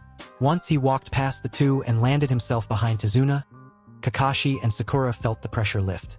The group had been walking for hours towards the land of waves, and in that time Tazuna learned to respect the blonde and black-haired boys. They were quite inquisitive, asking him all about his work as a carpenter. He explained that he had been doing carpentry since he was young, being taught by his father. He also told the boys of the various types of work he did, houses, buildings, and now the bridge. The bridge the wave was trying to build would be their land's hope of economic growth and stability. That's why that midget bastard's trying to have me killed. Without me, there is no bridge. It could easily be heard in his voice, the burden weighing strenuously on Tazuna. Sir Tazuna, I respect the risk you're taking for your people. I assure you though, as long as we are overseeing your protection, the wave will have its bridge and its prosperity. It's as Naruto-sama says. Once he makes a proclamation, there's no need for it to be repeated. Tazuna could only look upon the boys. He could have sworn he was in the presence of nobility. Well, that's good to hear. I'll focus all my efforts on the bridge. You kids watch my back. Tazuna received nods from them both.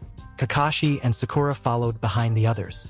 There had been no danger so far, so Kakashi focused on trying to dissect the interaction between the boys and Tazuna. There was nothing of note he could report back to the Hokage, though he was still hopeful that he'd be learning something new during this mission. As the team continued forward, their surroundings were enveloped in a dense mist. Naruto-sama, this mist is chakra-based. I can only think of one shinobi immediately available that could produce such a dense fog. Sasuke readied himself, placing a grip on his blade. Ah, so I was right. This trip will be fruitful indeed. What the hell are you two talking about? Tazuna was beginning to worry. All right, Naruto, Sasuke, Sakura, form a perimeter around the client. Their sensei's experience shined through in this moment as he quickly took control. Right, responded Sakura, but Naruto and Sasuke didn't even move. Hey, this isn't the time to freeze up. Get in position. Kakashi thought they might have been spoked, being placed in a dangerous situation for the first time. Kakashi-sensei, just be quiet and watch over Sakura. Tazuna is in absolutely no danger as long as he is by my side. But I can't say the same for you two. Tazuna felt a bit more at ease after hearing the blonde's words. Naruto, now is N-. Kakashi cut his rant short for an emergency drop, pulling Sakura down with him. Trusted reflexes saved sensei and student from being bisected by a massive spinning broadsword, sawing it through the air. As the blade continued towards the bridge builder, it suddenly stopped. All anyone could hear was a little rattling sound. Kakashi looked up to see the blade, seemingly floating in front of Naruto, Sasuke, and Tazuna. A thin, dark, snake-like silhouette near them, seemingly dancing in the mist. Kakashi-sensei, better look alive. It's gonna be hard spying on us for the old man when you've got problems of your own. Kakashi got to his feet, simply to have chains shot out from opposite ends of the trilene, wrapping around his wrist. Damn it! There's more than one enemy. I should handle this quickly. I know the plan was to hold back and see what they could do, but there are too many unknowns right now. Swift maneuvering allowed Kakashi to yank two masked combatants out of the shadows and to the center of the clearing. Damn, I didn't expect him to be able to force us out like that. Gozu! The first assailant had shoulder length, wild dark brown hair and dark eyes. He wore a rebreather that covered the lower half of his face and a matching gauntlet to his brother's on his left arm, including a chain. He wore a camouflage suit with bandages around his waist, dark-colored, knee-length sandals, and several pouches around his waist. His Kirigakure forehead protector had two horns on it. Calm down. All we have to do is hit him, then the job's done. Got it, Meizu? Gozu shouted. He had shoulder length, wild dark brown hair and dark eyes, and wore a rebreather that covered the lower half of his face. On his right arm was a large, clawed gauntlet with a chain coming out of it. He also wore a camouflage suit with bandages around his waist, dark-colored, knee-length sandals, and a ragged black cape. His Kirigakure forehead protector had a single horn on it. The demon brothers then dislodged the chains from their gauntlets and charged for Kakashi, who pulled out two kunai to deflect their claws, clearly coated in poison. The three were engaged in close-quarters combat, Kakashi quickly taking advantage in the exchange. Good, very good, Kakashi-sensei. Finish up and you'll be able to watch the main event uninterrupted. Naruto shouted towards Kakashi. Then, the prince grabbed the broadsword and threw it a short distance ahead of him until it was lodged in the ground. Zabuza Momochi, you might as well come out and face us. A surprisingly boisterous voice left the boy, echoing throughout the forest. An imposing figure began to form in the mist, its hand grabbing and pulling the blade from the ground. I never thought I'd see the day when some little shits call me out. Are you that stupid or that naive? The man in question stepped forward. He was a tall and muscular man with light grayish skin, short spiky black hair, dark brown eyes. He wore bandages like a mask over the bottom half of his face and wore his forehead protector sideways on his head. His attire was a sleeveless black shirt and matching pants, complete with a waistguard, striped wrist and leg warmers. Coming from the renowned ninja dumb enough to reveal himself within his own stealth jutsu. Maybe you're not as good as you think. The words dripped venomously from the raven-haired child. Your sensei seems to be busy with two chunin and all I see is a bunch of genin.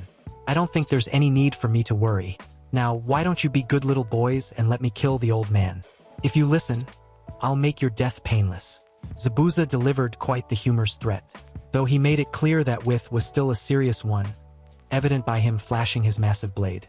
Tazuna felt he had no place here. He was no more than a simple carpenter, desperate to see his village thrive. He presented no real threat to anyone, yet Gato thought it was necessary to send these crazy assassins after him. Sakura's reaction was similar. She looked on as her sensei proceeded to smack around the two armed combatants, and her teammates stood their ground against such a formidable threat. She had never heard of this Zabuza before, but she was getting used to the feeling of danger, of death looming over her. She felt she couldn't move to help anyone. She didn't even know if she could run away if she had to. Kakashi had knocked out the demon brothers and created a shadow clone to secure them. He then rushed to engage Zabuza but was stopped and forced to jump back when a chain shot out towards his head. No need to interrupt, Hataki. Just sit there and wait your turn, that is if you get one.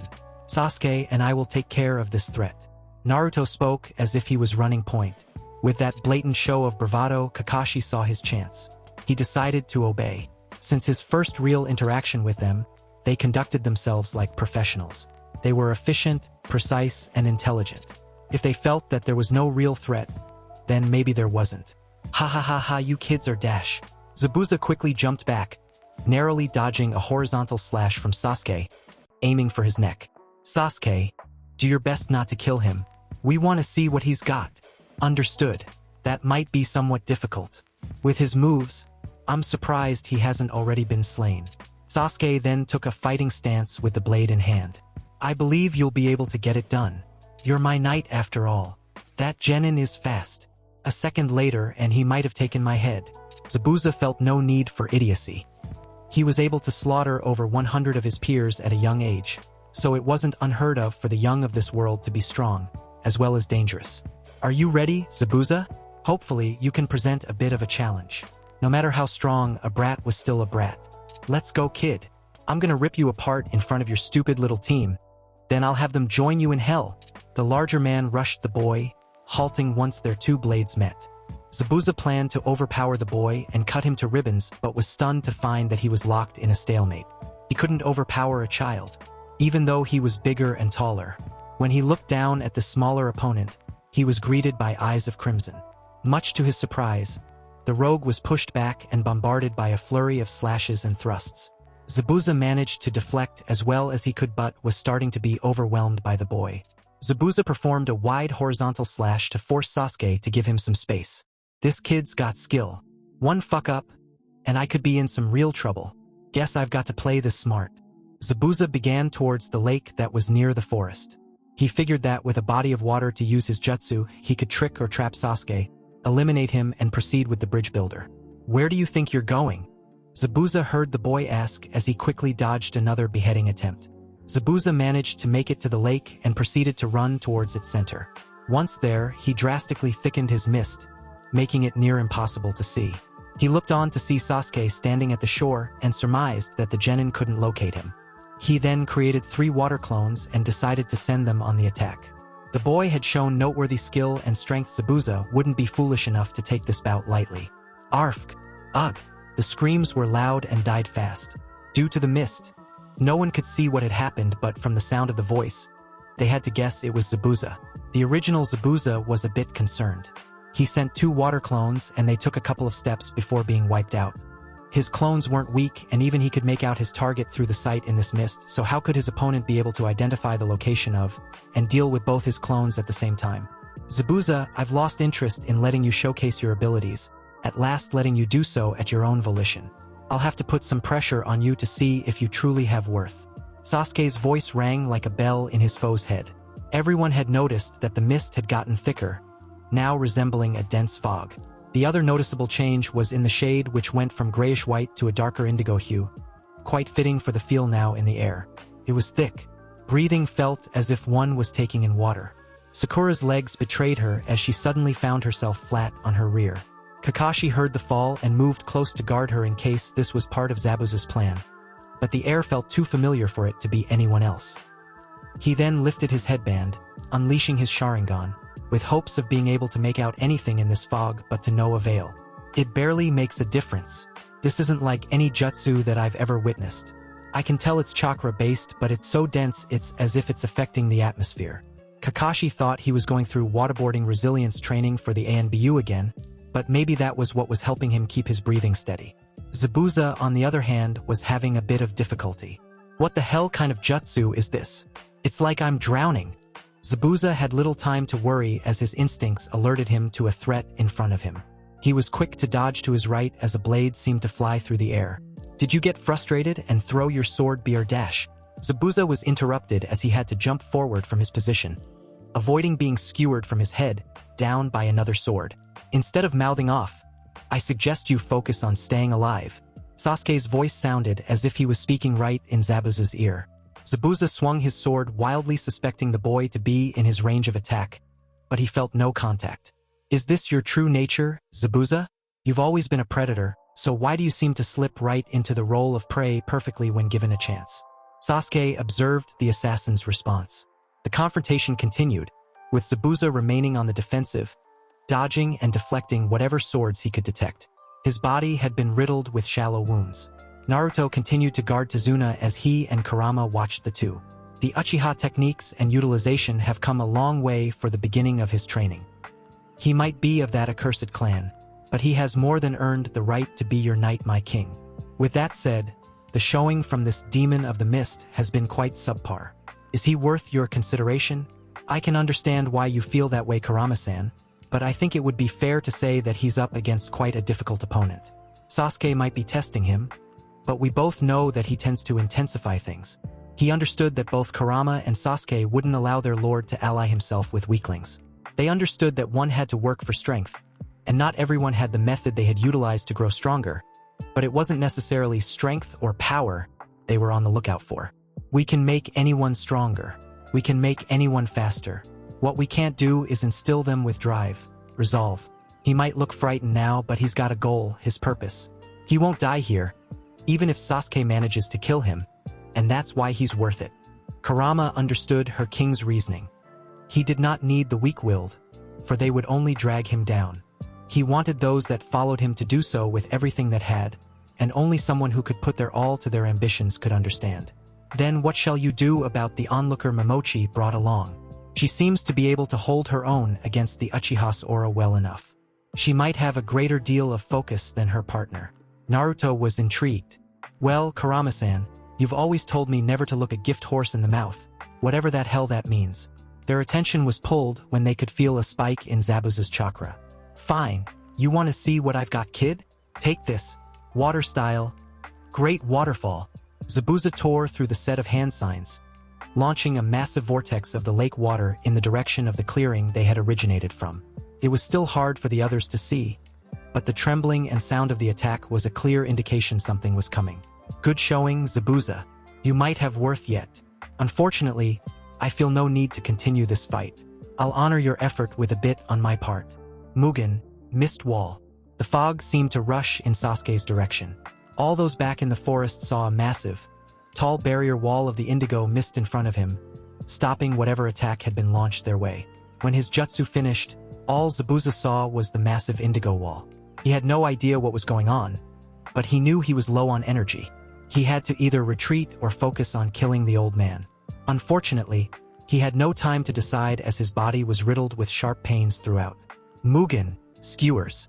Though he heard the call of an attack, the assailant couldn't react at all. Several blades stretched with breakneck speed from the wall, piercing him in various places on his body. Sasuke made his way to Zabuza, dispelling the mist and blades. As soon as the blades stabbing into Zabuza disappeared, he fell to his knees, using the last of his strength to prevent him from falling into the water. He looked up to once again meet eyes of crimson. I can see the king's interest in you. I suggest you take your follower and retreat for now. And quickly, before our sensei catches wind.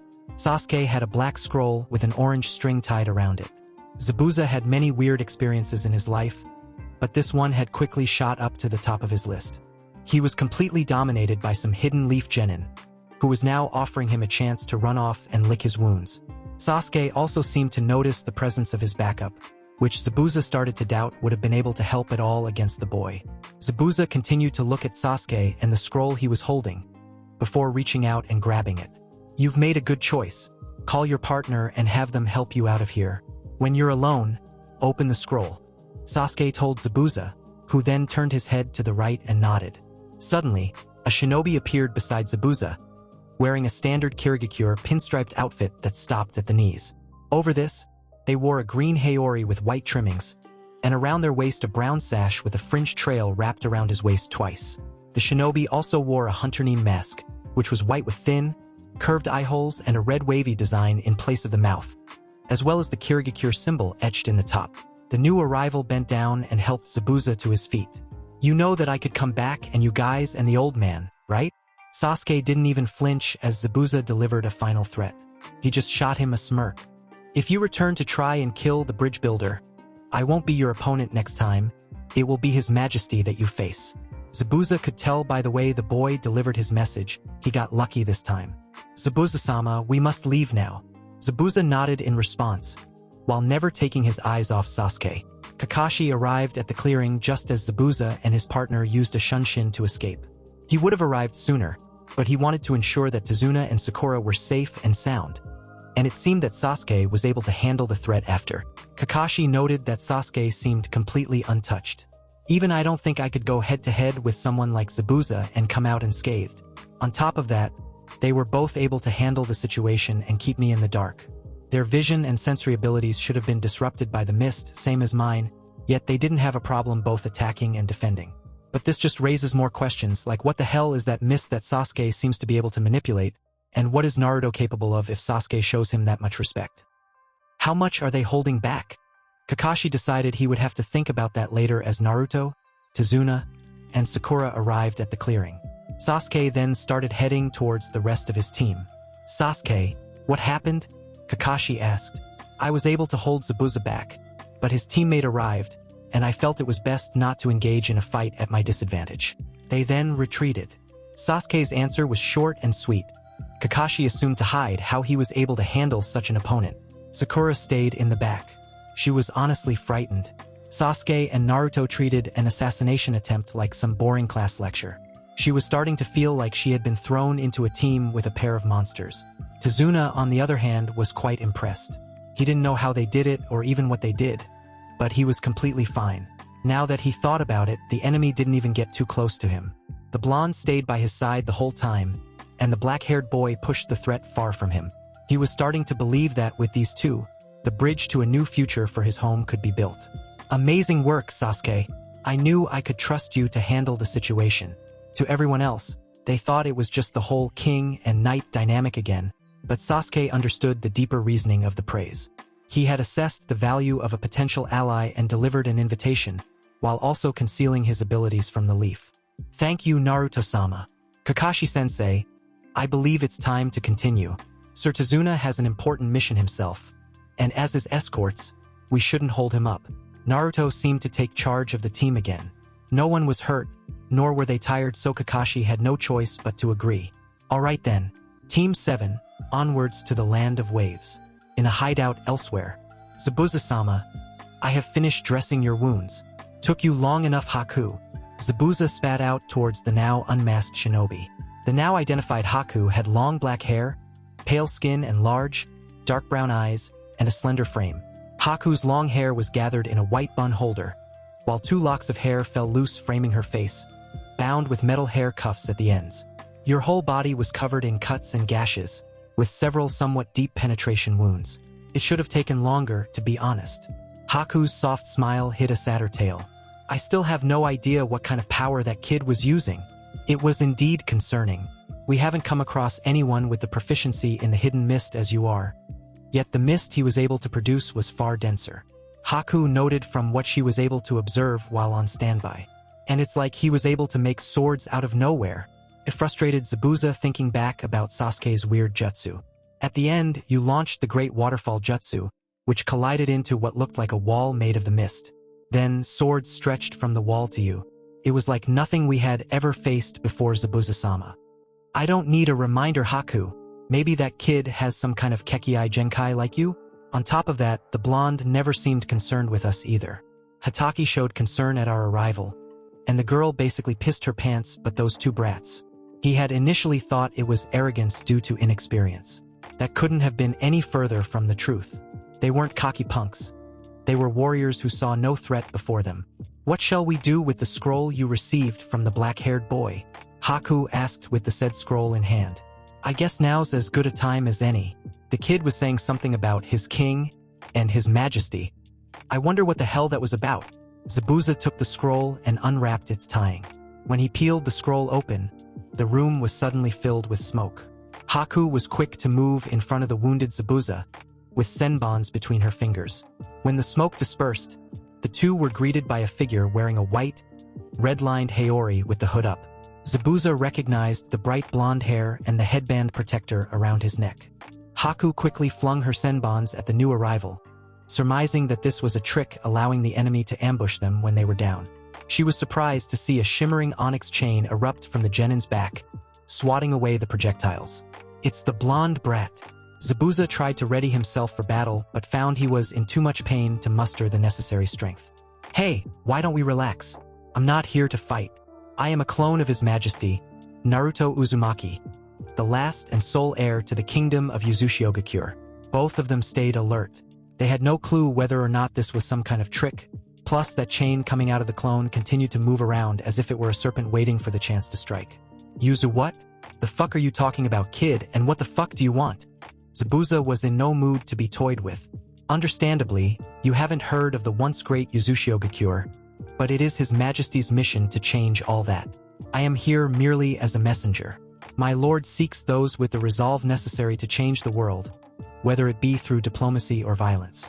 You have gone through many hardships and faced a plethora of challenges that would have ended most men. Yet here you are, doing what you feel is necessary to accomplish your goals. You were just handed a humiliating defeat, yet you have shown no signs of deviating from the path you've chosen." The pair were stunned. Clone or not, this kid had to be no older than 13, yet how he spoke would have easily contested that. Zabuza had been praised before. It was always before someone attempted to take his life, but he thought it was all the same until today. This was some stranger, yet he was making such a strong impression. He could see Zabuza not for the demon he could be, but for the survivor that he was. "It's also clear to His Majesty that your companion also has the resolve he seeks, the hardship and resilience that's present in your eyes. You have seen and committed your fair share of atrocities, but who among us hasn't?" Just a glance in her eyes was all it took to discern her resolve. "The king, His Majesty Lord Uzumaki, would like to offer you both a chance to join him as his allies in his effort to bring in a new age. He plans to rule the world, but no one man can't do it alone. Why would I want to ally myself with, let alone follow some punk genin from the Leaf?" It may have been a bit aggressive, but Zabuza had to ask, what was in it for them? The same way His Majesty requires allies to assist him with his goals, so too do you and your ambitions. Two people against a whole village don't seem like favorable odds, especially when you would be up against a Jinchuriki. My lord is willing to help you become stronger in more ways than one. And with that strength and our comrades, we will create an empire beside him. Zabuza's eyes almost bulged out of his head. Naruto knew of his past, his goals, and even his adversaries. "I think I got the picture now," Zabuza said as he struggled to stand up. "I'd be lying if I said I wasn't interested, but I refuse to follow someone I don't respect or who's weaker than me. So, if you're king or whatever can best be, then he'll have my blade to use as he sees fit." Haku didn't know what was happening. She had never seen Zabuza respond to anyone like this. It may have been the calmest she had seen him, maybe more so than when they tried to kill the Mizukage. "Excellent. And what about you, madam? Would you be interested in siding with His Majesty?" Haku was taken back. She didn't expect to be offered an invitation. "Whatever decision Zabuza-sama makes, I will follow." The clone simply nodded. "If that's all settled, when you are combat ready, seek out His Majesty and he will be more than happy to demonstrate his strength to you. But do be warned." The clone began flexing its power, causing the room to quake. "If you try to harm the man under His Majesty's protection, then he will have no choice but to exterminate you completely." Zabuza locked eyes with the clone. Its distorted voice and the look in its eyes shook even the demon of the mist. "If the other kid made me feel like I was drowning, but one of this blonde brat's clones can do this? It's like I'm in a whirlpool, and you won't be able to escape it," said the clone with an innocent grin on his face. Zabuza now understood.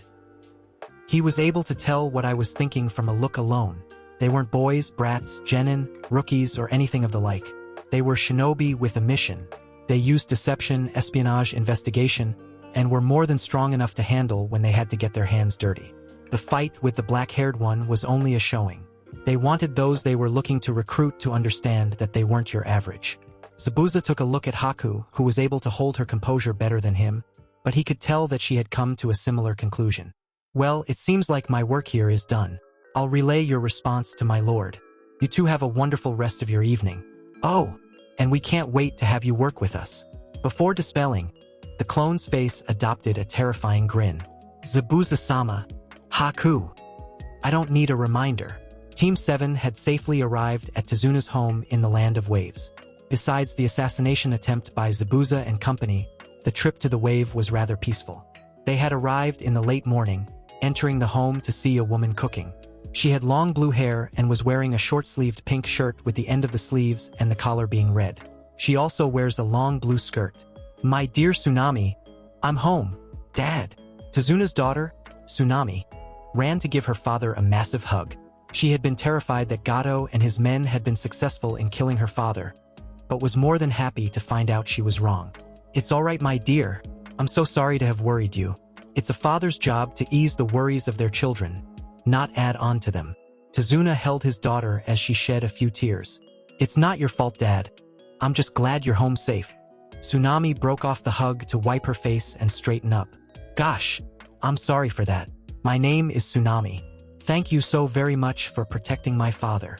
Tsunami quickly gathered herself and bowed in appreciation for the fine job the team had done. Before anyone could respond to her, Tezuna threw his arms around both Naruto and Sasuke, to Sasuke's displeasure. Yep, these two right here got me back without a single scratch. Gato sent a couple of tough customers, but these two sent them packin'. With them here to protect me, I'm sure we could build the best bridge ever. Tsunami couldn't remember the last time she had seen her father this excited, or this hopeful. They had gone through their fair share of hardships, and it had taken its toll on both their ability to hope, but it seemed that these boys might have helped with that. Lady Tsunami, there is no need for you to thank us. We are simply doing our job. And it's been an absolute pleasure escorting and getting to know your father. He's told us much about his life, his work, and his home. Yet, I fail to see how he forgot to mention how beautiful his daughter was. The look Naruto gave Tsunami, along with the kind compliment, had her blushing up a storm. Thank you for your kind words, Shinobi-san, but I don't even know your names. Tsunami tried to change the subject. It had been a while since she received a compliment for her appearance, so it was understood she was a bit flustered. I apologize for our rudeness. My name is Naruto Uzumaki. The gentleman under your father's other armpit is Sasuke Uchiha. The Uchiha simply bowed as much as he could as the old man just wouldn't let go. Well, it's a pleasure to meet you, Naruto-san, Sasuke-san. What about the other two at the door? Tsunami asked as she saw a silver-haired man and a pink-haired girl. Oh yeah, that's just the rest of our team, Naruto said apathetically. Tsunami thought it was strange, but her father was home safe, and if she was being honest, that's all that mattered to her. Kakashi, however, was annoyed by Naruto's statement. He was their Jonin sensei, one with probably the most impressive resume out of all the sensei the Leaf had to offer. His team should be grateful to have someone of his skill helping them grow as shinobi. He knew that the boys were stronger than they let on, but there was no way that they were so strong that they could continuously disrespect him without a single concern for the consequences. My name is Kakashi Hatake. This is Sakura. I am the sensei and leader of this team. Kakashi made a point to emphasize his role.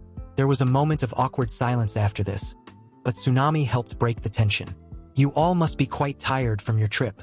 I'll make some more breakfast to restore your energy.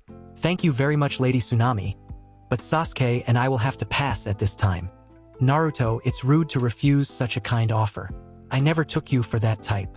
Kakashi thought it was his turn to try to get under the boy's skin. Maybe he would show more of his true personality instead of whatever facade he had going on. I apologize to Lady Tsunami. I don't mean to come off as rude at all. My concern is that we are in the land controlled by the man who wants your father dead. It would be foolish not to set up a perimeter and scout for any potential threats and danger. If the enemy knows we have arrived, they could be preparing an assassination attempt right now. Naruto's answer was ironclad, much to Kakashi's displeasure. He was supposed to be a shinobi renowned for his skill and intellect, yet Naruto was here making him look like a novice. He seemed to have the leadership position usurped from under him yet again by the blonde. He had tried to make him look bad but just seemed to give Naruto another chance to make him look like a fool. Please don't apologize, Naruto-san. It's quite comforting to know my father's protection is in the hands of such dedicated bodyguards. Kakashi noticed the weird look the woman shot at him after Naruto's response. It might have been quick, but he noticed it. It was as if she was asking him, "Are you sure you're the leader?" Suddenly, 3 smokeless shadow clones came to be next to Naruto.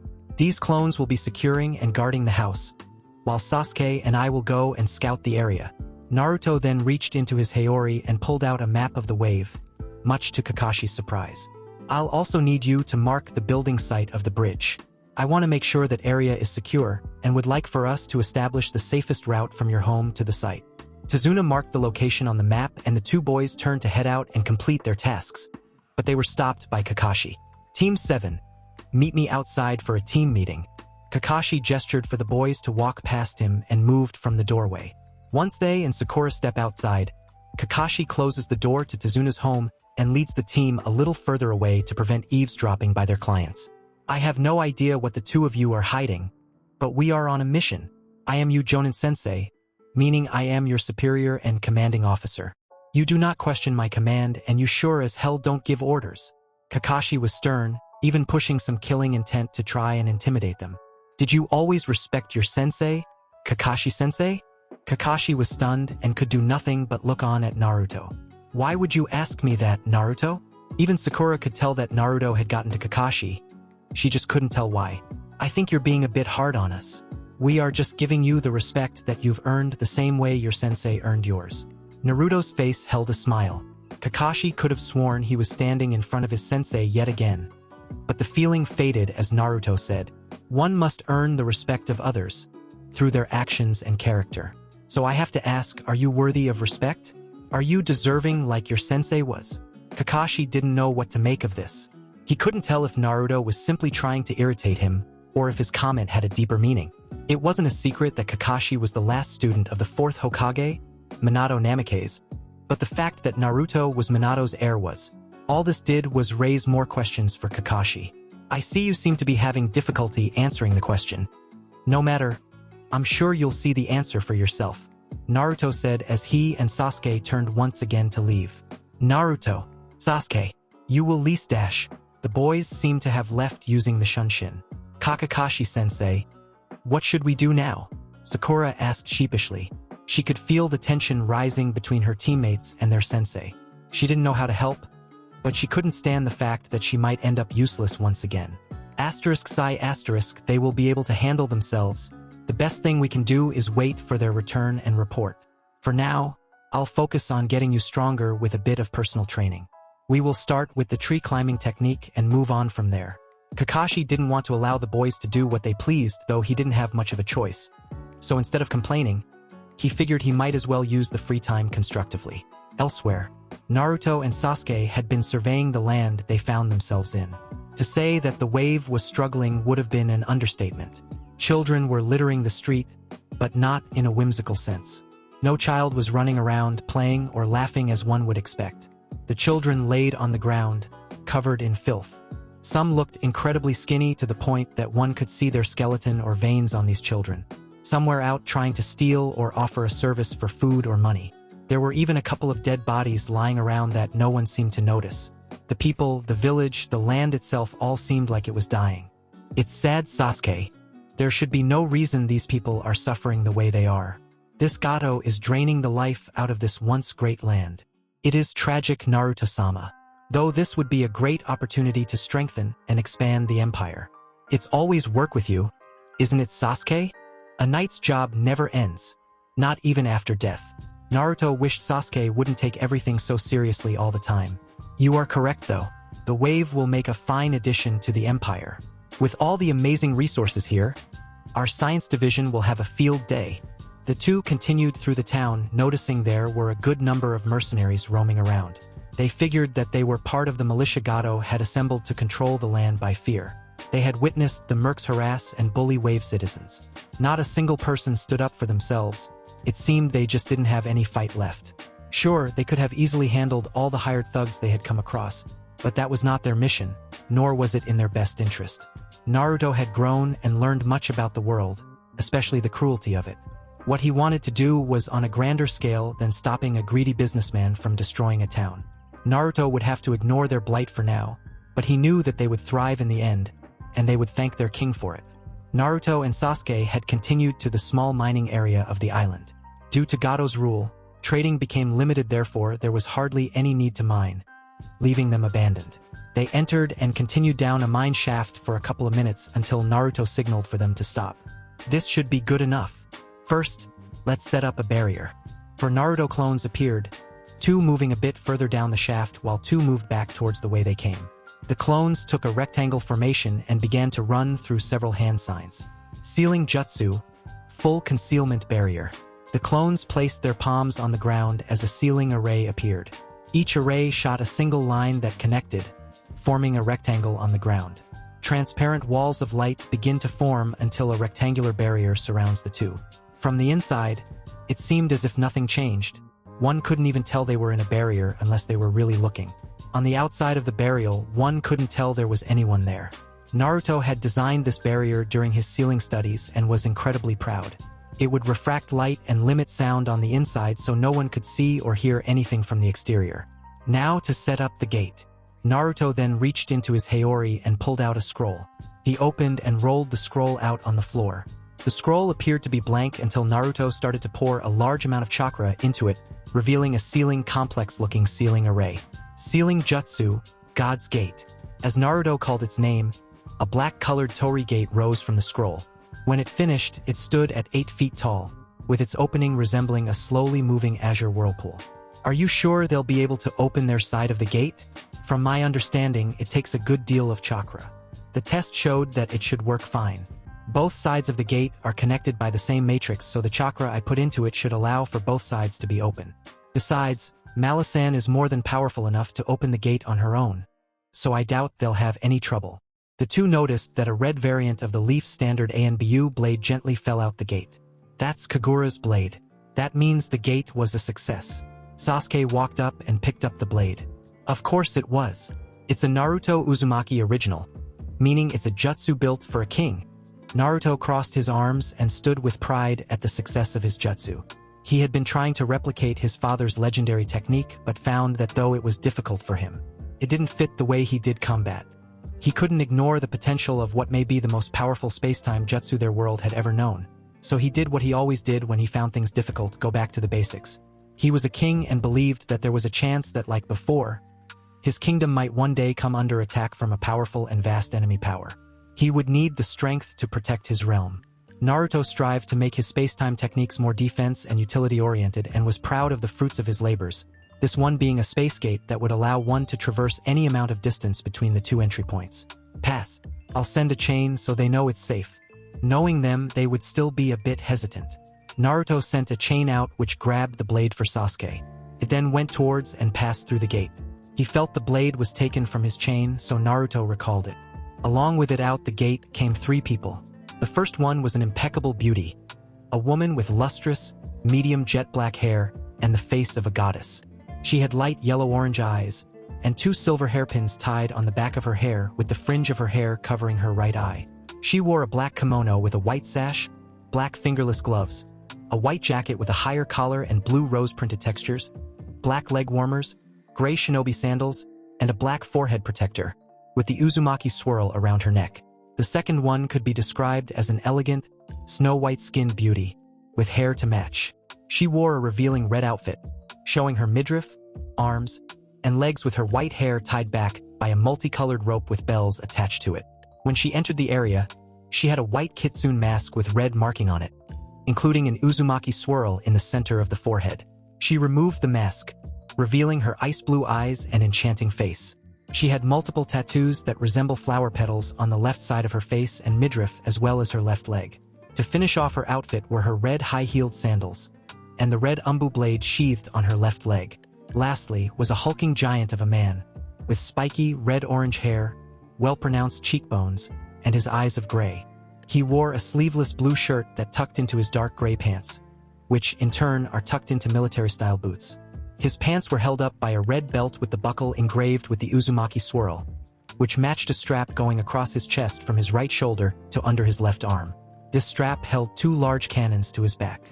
The man was holding a large metal chest in his left hand, and he had a metal band embedded a bit of his forearm.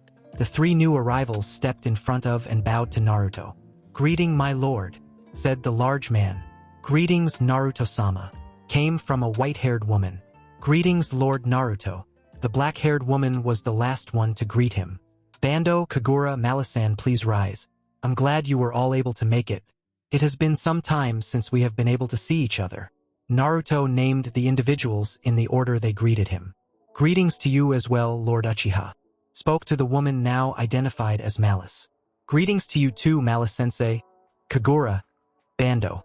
It was a rare sight to see Sasuke behaving cordially with others. But these 3 were comrades that Naruto and Sasuke had made among their journeys outside the leaf. The 3 were shinobi who had encountered the cruelty of the world in some way. Malice Rinha was an incredibly powerful shinobi from the Rinha clan, which possessed incredibly powerful and potent medical ninjutsu. The clan also had an incredibly powerful and rare Kekkei Genkai, which allowed them to absorb a person's chakra and duplicate their appearance and memories, of which she was the most powerful practitioner. Due to the immense power she and her clan held, much like the Uzumaki, the Rinha were targeted. The Rinha hide their secrets well, so well in fact that they had to be taken to their graves. The attacks against the Rinha led to their annihilation, except for Malice and her only son, Yuto. Malice had taken her son and went into hiding, in the hopes of protecting him. Unfortunately, fate had other plans for the 2. A deadly virus began to spread through the world, and the 5 Kage at the time felt it best to look for a solution in the way of the Rinha clan. With rumors of survivors of the attacks, they put their best in sniffing them out. One unfortunate night, a group of Hunter Nin was successful in finding their hiding place at the time and had alerted the Kage. They had orders to capture them alive and moved in to do so, but Malice was alerted, and a battle ensued. During the bout, a Hunter Nin was successful in capturing and escaping with Malice's son, Yuto. During the moment she noticed Yuto had been captured, she was distracted long enough for several of the hunters to land several severe wounds on her. With the last of her strength, Malice was able to use Earth-style antlion technique to create a sinkhole-like effect with her at the center, which was able to drag in and bury the remaining assailants, killing them. With no more remaining strength and blood loss from several wounds, Malice fell unconscious. She soon awoke and retreated to the first place she could find to lick her wounds and prepare to rescue her son. With her medical prowess and ninjutsu, it didn't take long for her to recover, but by the time she was ready to save Yuto, she had learned that it was already too late. They had experimented on Yuto, believing that he might hold some hidden secrets that would allow them to combat the virus, and unfortunately for him, their assumption was right. For some reason, Yuto was immune to the virus, and the medics were able to use Yuto's DNA to create a vaccine, but this ultimately cost Yuto his life. Her husband was killed along with the rest of her clan. Her child was ripped from her in the dead of night for a superficial reason such as protecting the many. She knew they tore her away from her son out of fear. Fear of her strength. Fear of their mortality. She then began to dedicate her life to make all their fears come true. That was until she came across the pair of Naruto and Sasuke. They were children, no older than 9 years old at the time, walking without a care in the world in the forest of the land of hot water. Malice had found herself there, developing new arts before taking her revenge against the Kage, but was surprised to find these 2 wandering around. Whether it was her motherly intuition or just curiosity, she decided to approach the boys. But she found herself in a taijutsu exchange with Sasuke. She came out on top after a strenuous round of fighting, though she found herself pretty wiped afterward. Malice was confused when Naruto told Sasuke that there was no need to attack her in the first place if the chains didn't. After an impressively formal and regal apology, Naruto introduced himself and Sasuke and offered her their services as a means of atonement for Sasuke's actions. As confused as she was oddly relaxed and joked that they could repay her by supplying her with something to eat. Naruto then pulled out a scroll from seemingly nowhere, unraveled it, and used it to summon a box, which opened to reveal some of the finest beef she'd ever seen. There were several different circle seal matrices on the scroll, and Naruto used them to summon boxes of vegetables and rice, seasonings, and even one that had cooking utensils, bowls, and pans. Naruto made a fire and quickly made a delicious beef stir-fry for Malice, and had even managed to make a couple of rice balls, which she noticed Sasuke thoroughly enjoyed. When Malice had asked them what they were doing out in the forest, Naruto just stared deeply into her eyes. She found herself unable to break eye contact with him for what seemed like hours. After a couple of minutes, Naruto blinked and adopted a smile on her face that tugged at Malice's heart. It resembled Yuto's smile. Naruto then told her his whole story, Kyuubi and all. Sasuke followed suit with his tale, with Naruto wrapping up by informing her that they were on their way to his ancestral home, Uzushiogakure. There, they would see if there was anything they could use in their journey to create an empire and take on the world and the hand it dealt them. Malice sympathized with the boys' cause, and while she was still grieving the loss of all she had known, she felt like she had to help these boys. Naruto told her he was a king by birth, an emperor who had his throne stolen from him. He was hindered and abandoned out of the fear of the beast he could become. And now here he was, a child in a killer's world already fighting to make his dreams a reality. Sasuke was left in the dark of all the goings on around him, which resulted in him being left scarred and alone. The home which his brother had sacrificed his freedom and clan for, left Sasuke alone. He was treated as if he was some glorified object. The leaders and elite of the village referred to him as the last Uchiha and Uchiha prodigy, trying to mold him into a skill tool they could use simply like they used his brother Itachi. Malice told the boys that she was a strong and somewhat feared missing Nin, and that she would be happy to train them in a bit of what she knew, which the boys quickly accepted, informing her that they had only trained on their own.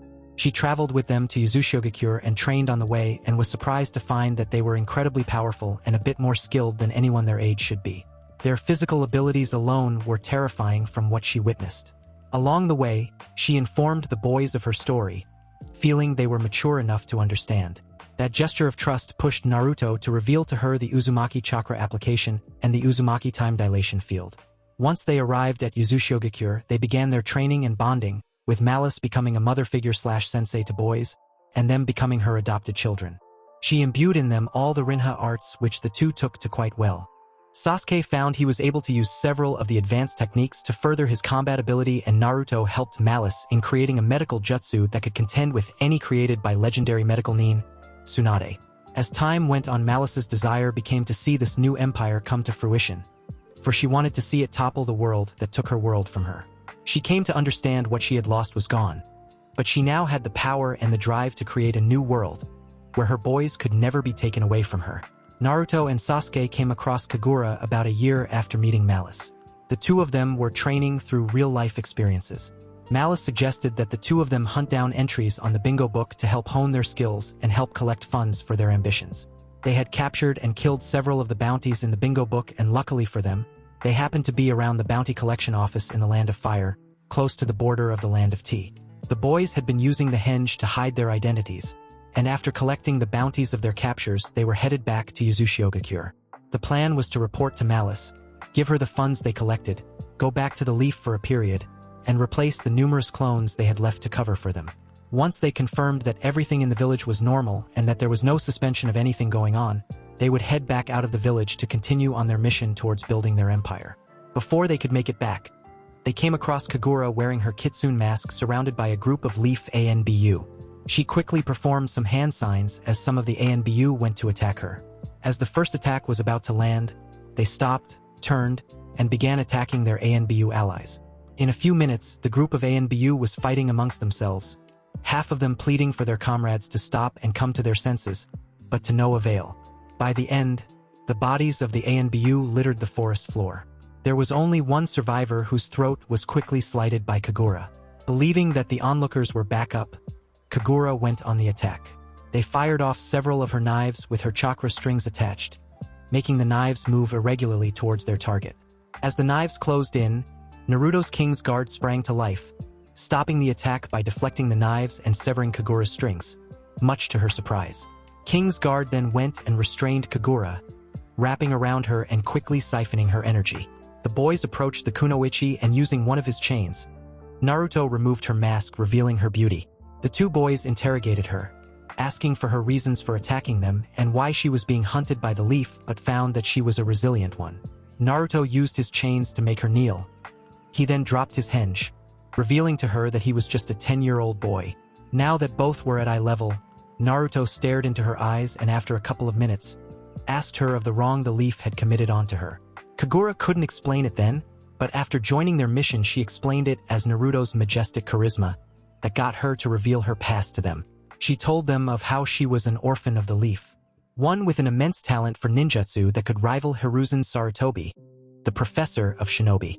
She was skilled in all manner of chakra control and manipulation and quickly learned as many jutsu as she could, even those deemed forbidden. Kagura's growth was quick, and her strength couldn't be ignored, earning her a spot amongst the ANBU at 10. With the privileges granted to her with the rank, she dived into ninjutsu theory, using her intellect to help her break down, reconstruct, and improve her application of it. She took techniques like the chakra strings and improved on them heavily for a variety of uses, and was able to even improve upon the forbidden jinjutsu, Soulbane, which would cause its victim to treat everyone around them as enemies. They saw the power of the jinjutsu as it dealt with the ANBU in a very efficient manner. She believed that she would be able to continue strengthening and improving upon herself till she was a worthy candidate for Hokage. But when she turned 13, she was betrayed. Kagura was a powerful kunoichi, capable of taking on the elite of the elite, but she was also a loner, unable to form any solid bonds within the village. No one truly knew her, and for those that did know who she was, it was more so that they knew what she was capable of. She was an enigma, one that was gaining power too quickly for the liking of those in charge.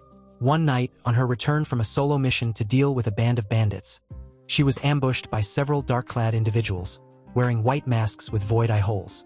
After fighting for a while and killing a few of her assailants, she was pinned down by the remaining -1 of them, who tried to place a strange-looking ceiling tag on her. Luckily, during her skirmish she was able to use her chakra strings to set up an original technique she dubbed string theory. Recall retaliation, which recalled the string and the knives she had attached to their ends at high speeds. With the opponent focused on her, they wouldn't notice the blade-tipped strings coming from their rear. With a quick maneuver of her strings, she was able to strike the throats of her captives, successfully killing all but one, who was too wounded to continue their assault. She unmasked the wounded attacker, showing it was one of her former ANBU teammates, and continued to unmask the rest, revealing that they were all former ANBU. Using the psycho-mind transmission on the last assailant alive, Kagura saw memories of them watching her constantly and reporting back to a figure that always seemed shadowed out. She dived deeper until she was able to find a memory of the team reporting that she had just finished her mission and was returning. The shadowy figure seemed to be sitting and wearing a hat of some kind. The figure asked if they believed that she would be useful to them, to which they answered that they believed she would, but she would most likely need to be forced. The figure seemed to become a smidge clearer, revealing the individual to be elderly. The figure then ordered them to test her and take her if Kagura proved worthy. In the end, she was forced to cut her jutsu due to the Ningen succumbing to his injuries, but she was sure that the person who had ordered this attack was the third Hokage, Hiruzen Sarutobi. She didn't have a moment to rest, as from the treetops, more of what she believed to be her ANBU brethren descended upon her. With the last of her strength, she utilized the Soulbane to turn a few of her attackers against each other and fled to lick her wounds. After some time, she learned that she had been deemed a traitor who, in the pursuit of forbidden jutsu, killed her fellow shinobi and fled the village, becoming a missing nin that the leaf had been sending hunter nin and elites to end. She wasn't dumb enough to believe that these kids were ordinary, and from the physical features of Sasuke, Kagura could tell he was an Uchiha. They were of the same village after all, and she had seen many in her time as a leaf shinobi. She deduced that these boys had to be of the leaf of that fact and Naruto's earlier question, but she was still left with the question of how the boy was so insightful. Naruto and Sasuke sympathized with her, and much like with Malice, they told her of their tale, which also served the purpose in filling in some gaps she had in the history of the village since she had left. Kagura knew of the Kyuubi attack, the loss of the fourth Hokage, and the reinstating of the third. She had also heard of the tragedy of the Uchiha massacre, which left a young boy and his wayward, murderous older brother as the last of their clan. She was more than shocked to learn that Naruto was the heir of two clans, one of which was envied and targeted for their strength. She was also surprised to learn that the village had used Itachi to stop the coup that the Uchiha had planned, damning him to a life of a criminal and his brother to a life with no family. Naruto then released her from his chains. They all seemed to understand that they were not enemies. If anything, they were kindred spirits. These boys were like her, young but ambitious, setting out to make their way in this world regardless of the troubles they had faced. Naruto then offered her a place in his kingdom, noting many of her valuable traits such as her analytical mind and her skillful application of chakra. He even suggested that Kagura would be able to help him advance his ability as they had similarities. Naruto also promised Kagura that by following him, she would become the leader she once aspired to be, of a force far superior to anything the Leaf and the rest of the shinobi world. She believed in the potential these boys showed, and for the first time in her life she felt a kinship to people. So she decided to join their cause, learning from and growing alongside each other. Their meeting with Bando was a bit different. The four of them had ventured and recruited more members to their cause a year after Kagura's recruitment. From research and rumor, they believed that the ruins of Soragakure, village hidden in the sky, located in the land of sky, held a bounty of useful resources and decided to make the journey. On the way, they had come across Bando unconscious, gravely wounded and missing his left hand, which looked to have been cut from his forearm. Malice was able to stabilize the man with minimal effort, enough for him to come to and answer their questions. Seeing as the strangers took the time to help him, especially in the condition he was in, Bando decided to tell them his story. Bando was the child of two former scientists from the old days of Soragakure, a village that even in the past was vastly superior to the rest of the ninja world in regard to technology. They had also developed ninjutsu that allowed for airborne battle. The old regime of the village decided to make their place known in the world during the Second Shinobi World War, but was ultimately defeated and destroyed by the Leaf at the end of the war. This left the world with the impression that Soragakure had been eliminated, much like with the Uzumaki. What was left of the old regime quickly took control of the survivors and began to rebuild the village and their power to one day gain revenge. Bando's parents died as a result of the war, but he dedicated himself to the world of science in honor of his parents, and to make a way to defend those he cared about from facing an untimely fate. Bando proved to be a scientific mind of great prowess. It was as if technology or maybe science itself liked him. Unfortunately for Bando, his discoveries and inventions were sold and used to increase the village's strength and funds while under the guise of being wiped out. Bando had recently found out that the village leaders had been doing business with the likes of what he deemed monsters.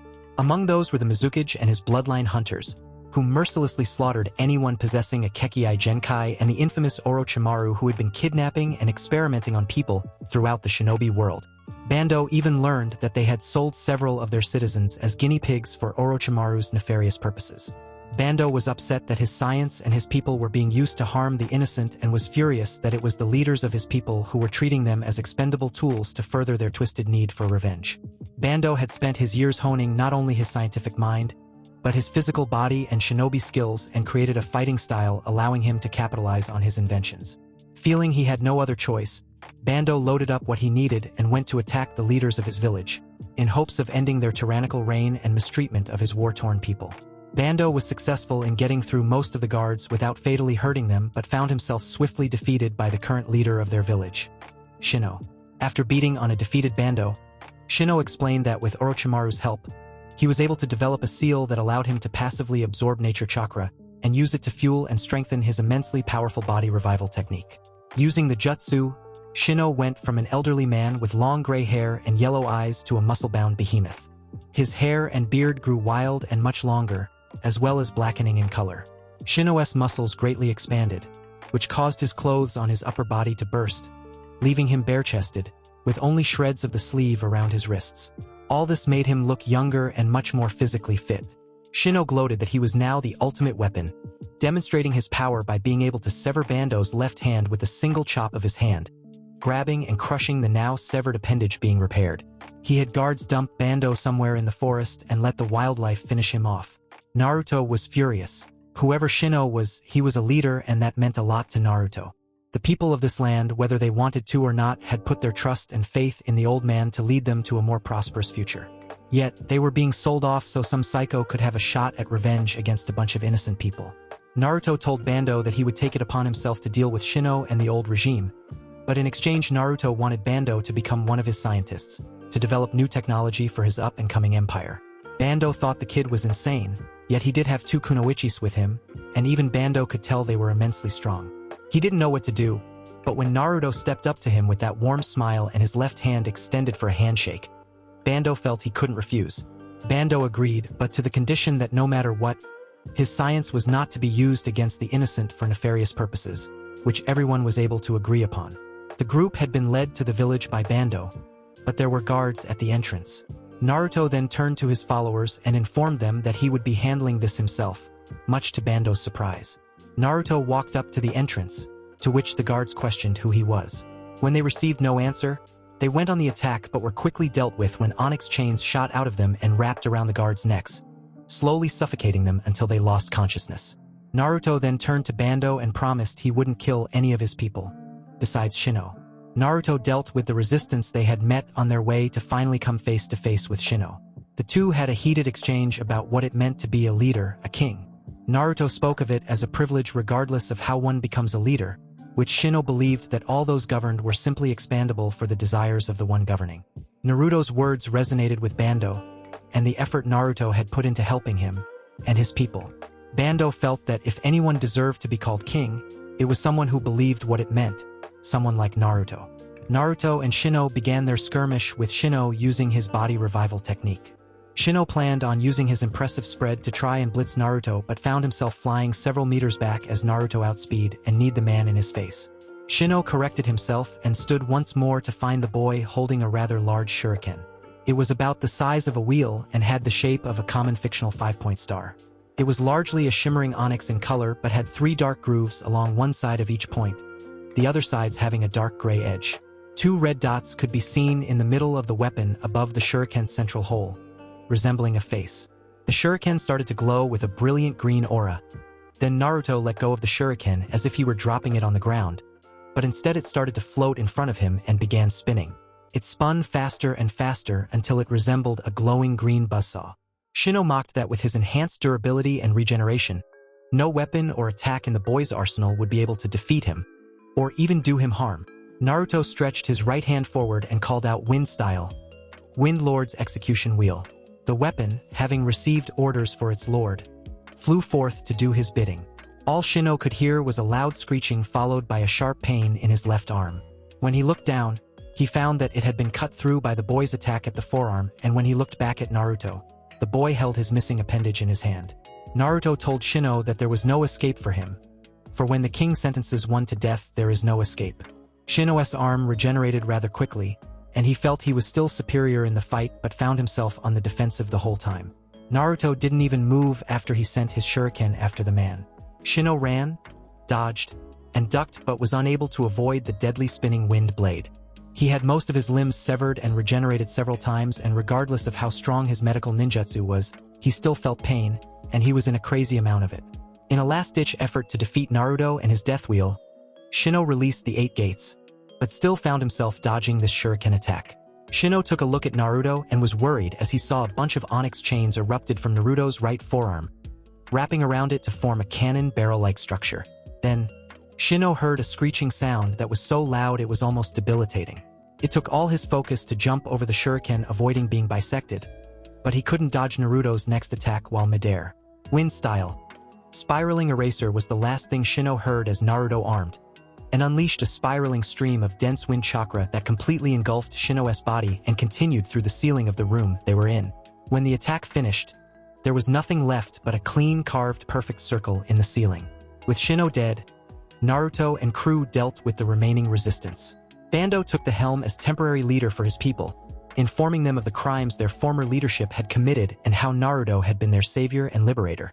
Many were skeptical, and rightfully so since he was still a child of 11 or 12, but Bando received the surveillance footage from the room they had fought in, revealing that Naruto had indeed defeated Shino, and rather easily.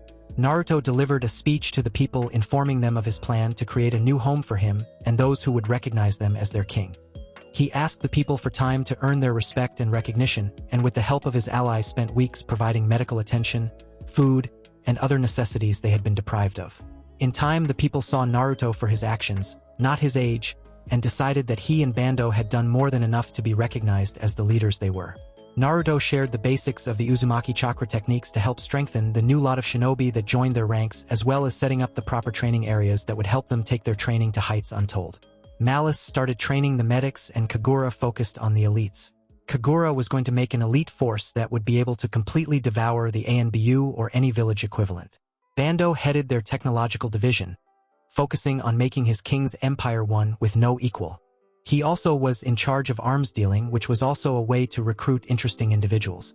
They were all from different walks of life, but they had assembled for the same reason, to make a new world for them and theirs, and destroy anyone who would threaten that. Now they were all here in the wave, taking another step towards their goal and adding to the glorious Uzumaki Empire. I'm glad to see you're all doing well, and you all seem to have gotten a great deal stronger. Naruto loved to praise his allies and was more than happy to see them grow. I hope you liked this fanfic video. Don't forget to like the video, and please do subscribe, guys. I work hard to bring you really nice fanfic videos, but many of you don't press the like button, so please do.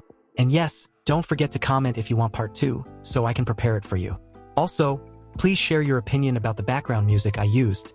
Tell me in the comments whether you liked it or not. If you didn't like it, I'll remove I. Bye guys, see you in the next video.